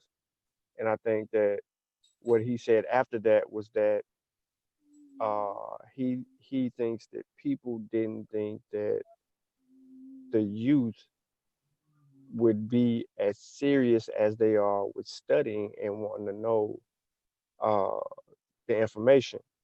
vetting the information, critiquing the information, and learning that methodology in order to really advance knowledge. They took that as a weakness from the generation that came behind that past generation, if I'm making myself clear. He basically stated that they didn't expect someone like Ankh. You feel what I'm saying? Is that making sense? Like, Okay. right. So let me see if I can make a better example out of it without, trying to like sugarcoat it. Are you saying they was trying to bully their way through, but didn't expect a Mike Tyson, new kid, in the cafeteria? For instance, Baba Heru, Infudishi, Professor James Smalls, Delbert Blair, Bobby Hemmett, Phil Valentine. I'm forgetting somebody's name. That era did not expect the intensity or the integrity of the people who actually came behind them to want to clarify, to bring clarity to a lot of the things that which was being said in that era and bring it back to truth. If I could say, bring it back to truth. They didn't anticipate the level of studying because a lot of the people that I just named actually told us to study Dr. Clark, Dr. Ben, John G. Jackson, so on and so forth. We can even find quotes from specifically Baba Heru mentioning Dr. Ben on several different occasions, saying, basically saying what Dr. Ben said, right? Now, do we know if he verified those claims or not? We don't know. That we don't know. But what we do know is that he did say it in the conversation. And because he said it in that conversation, we did what he said do. And then we come to find out that there's some discrepancy level that's actually going on, and we got to address that. But I just think we just got to get back to I got it, man. We just got to get back to what we need to get back to. Your hands is too full. But y'all get my point. They weren't expecting that from us. You're welcome. But they weren't expecting that from us at all, whatsoever.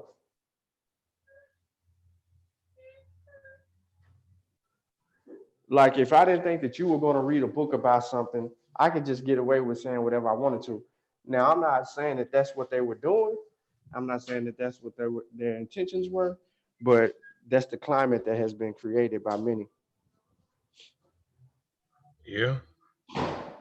Laziness. I'm glad I ain't never been like that. I always where the sources at. I want to read. I mean, and it wasn't. I'm just like that. It wasn't that I'm saying that the person is wrong with the information. I want to verify it for my own self. Then I want to take it a little bit further. My own self. So, well, but man. But yeah, but they do blame the Amara squad because if it wasn't, think about it, if it wasn't for the Kemet on trial and watching Polite defer to the Amara squad and then them pulling out primary source information during the actual context of the debate, people would still be getting away with saying whatever they wanted to say because nobody was asking for, for a source to vet the source and to get to that evidence like that. Yeah, you didn't start seeing that. So the Amara squad came and I don't know. I didn't start seeing sources until the Amara squad came into existence. Before that, you might have I seen one, that and that was Shaka Utmost. I used to like to look at his because he liked to, show the books. He got this information out of it. But prior to that, and Amara squad, there was no sources. Another thing I wanted to mention too, Kofi, I always when I have these kind of talks about even character, but more so figurative expressions, because that causes a lot of confusion, and that's deep down in the core of a lot of these back and forth issues too. But I always use bring up Freemasonry for both of those kind of conversations, because Freemasonry is heavily inundated with figurative expressions that, you know, they call it allegories, illustrated by symbols. And also the one of the major goals of Freemasonry is as I said, to take a good man and make him better, which is a statement of character.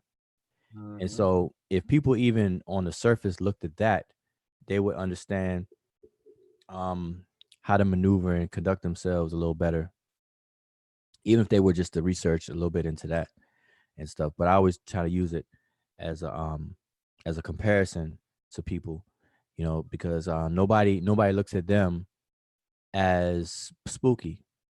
Like nobody would generally call Freemasonry as a whole, or Freemasons as brothers, men, spooky or spooked out or pseudo.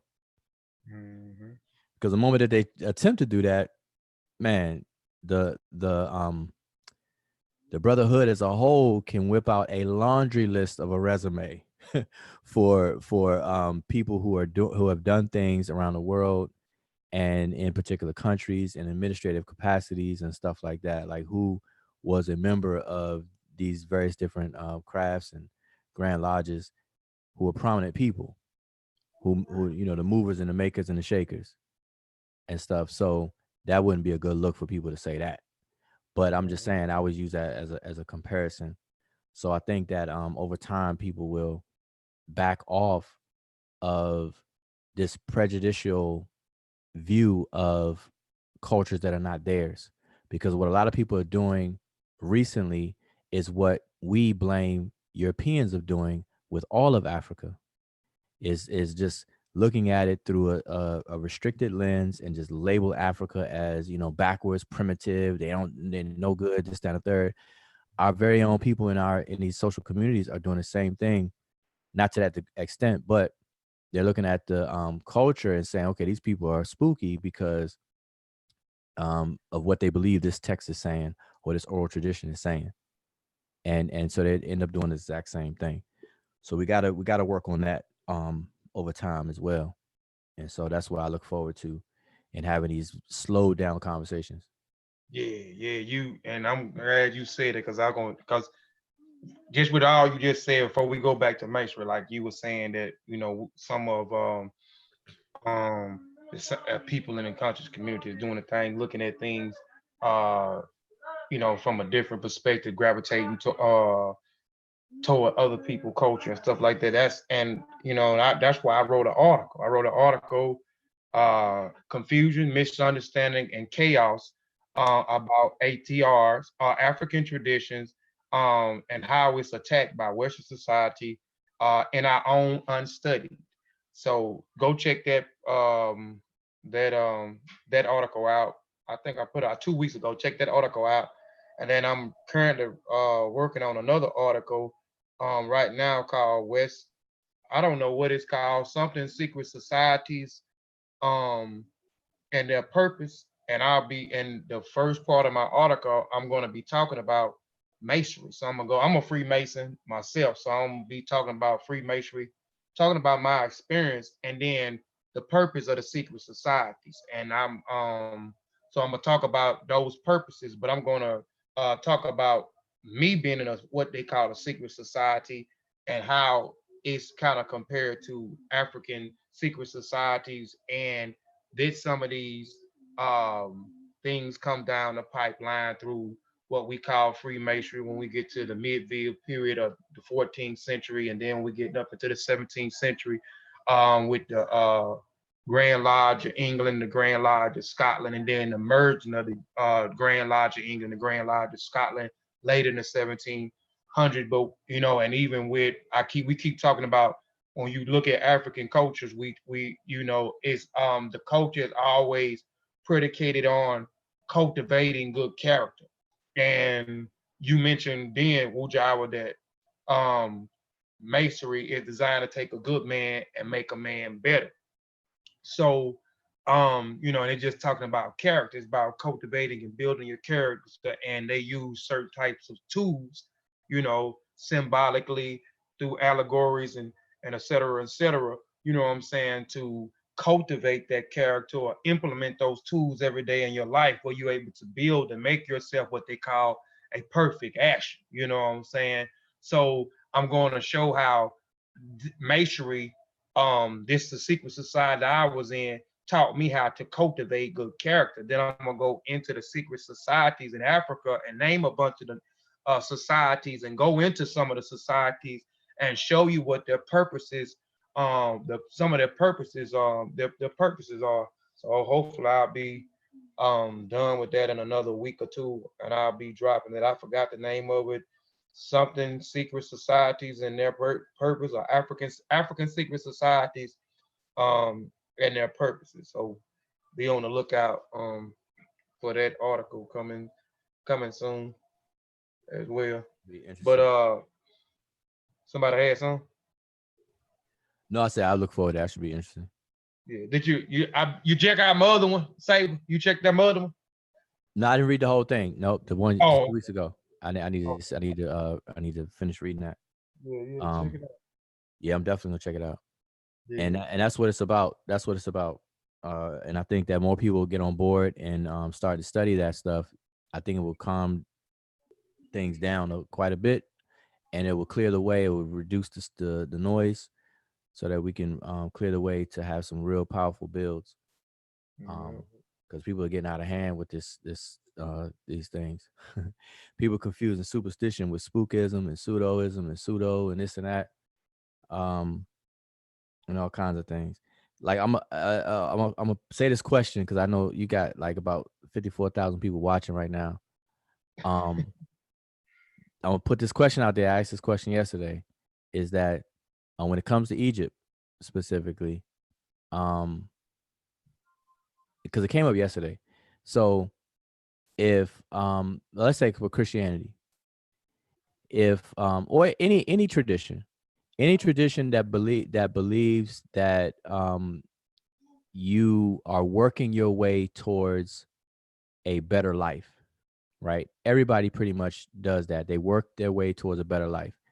And some traditions believe that you'll achieve that after you die. Christianity, Judaism, Islam, they call it heaven. They got another place, hell. So they got two choices, heaven or hell, or two options, actually three. Some people believe in a in between state, purgatory, right? So you got these two major places, and nobody wants to go to the bad one, of course. Everybody wants to go to the good one. So there's certain requirements that you have to do in order to get there, and those requirements that you have to fulfill are requirements that you have to do while you're alive. Because once you're dead, you're judged, but you're judged based on what you did while you're alive. And then you go to the good place or the bad place. And so even from that lens or that train of thought, if you look at African communities and their traditions, specifically Kemet, why is it that people believe that these texts are talking about things that people do after they die?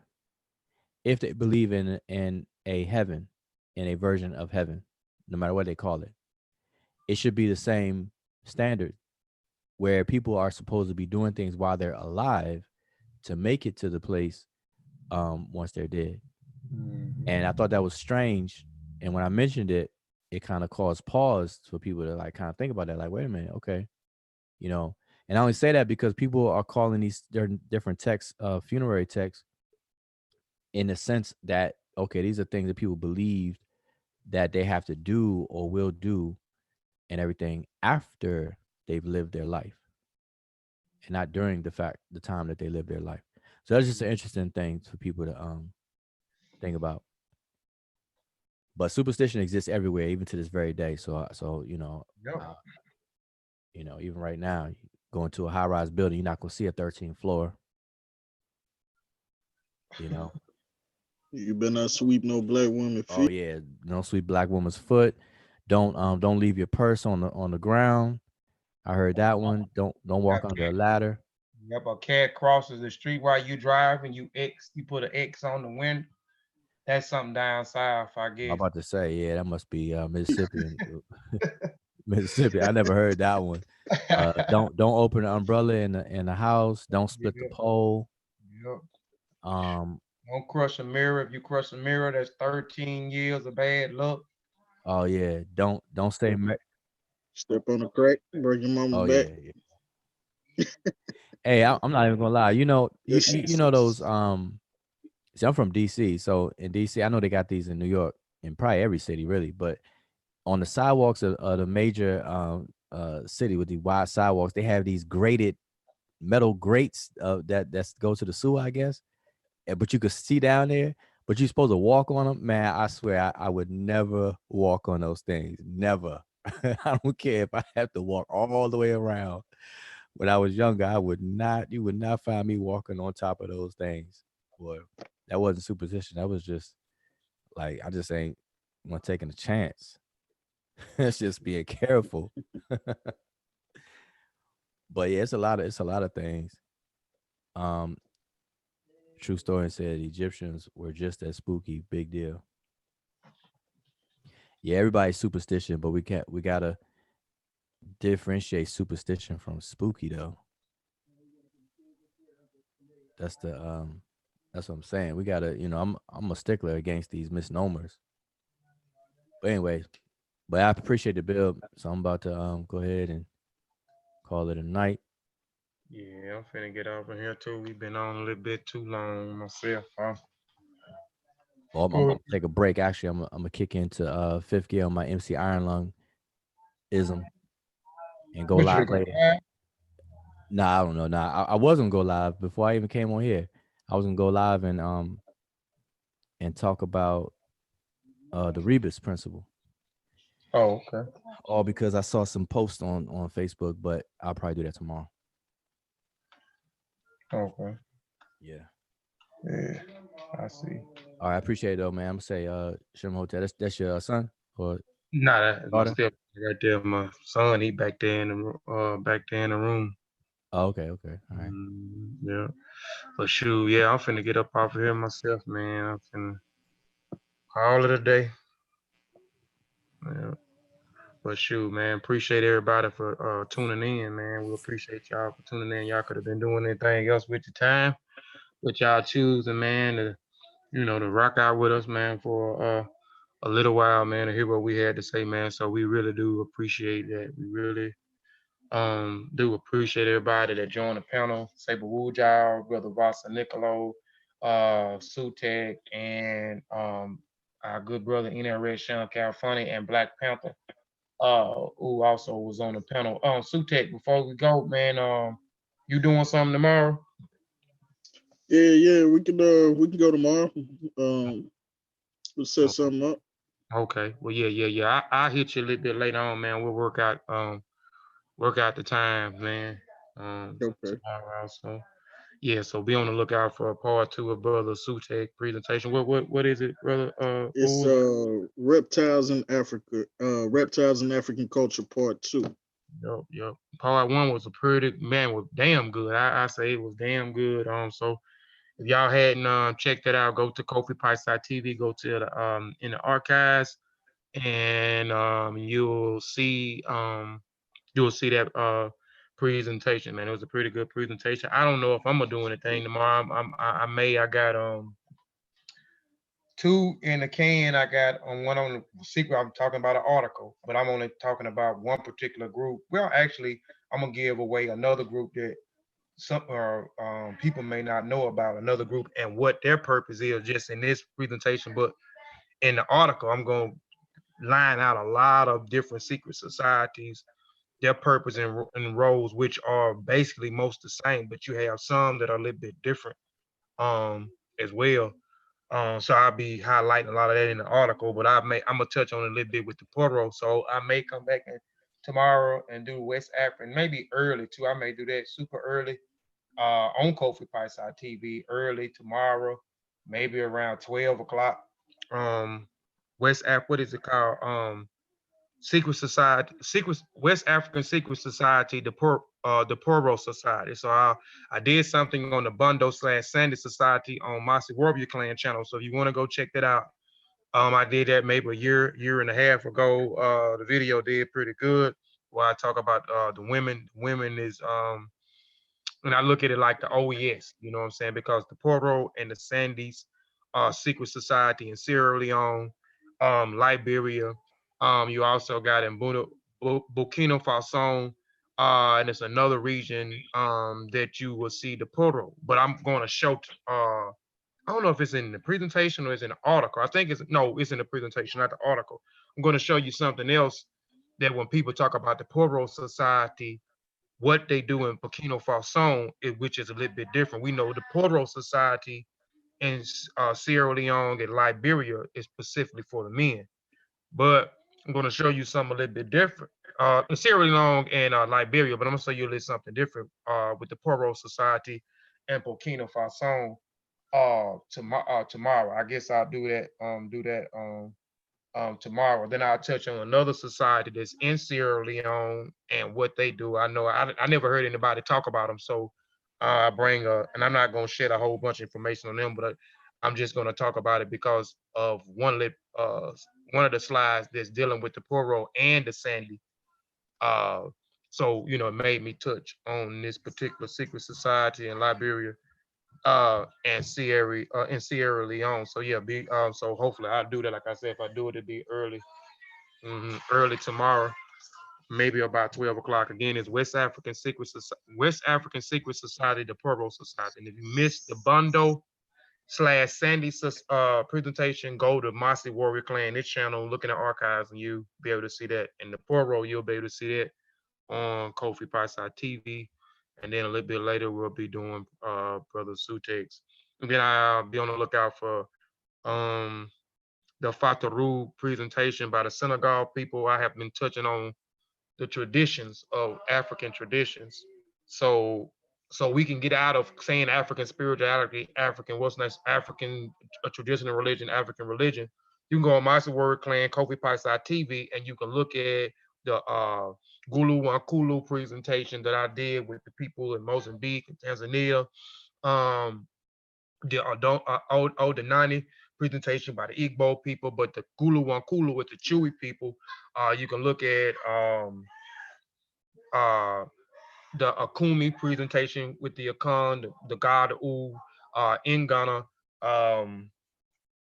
Man, there's so many I done done a bunch of them. So just go check them out. So now we can start calling them by their indigenous names and not, and I know why we said African spirituality. And if you don't know why, just go to Killmonger's Corner, now Killmonger's Corner, Pan-African Journal. I have an article in there as well. It's Brother Sean, Brother Wu Jiao, who's on the panel, and a few other brothers. But I touch on the how and the why and the concepts of African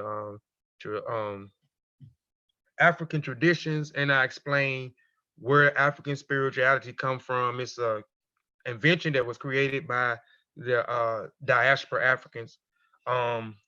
So check that out. Just check that out.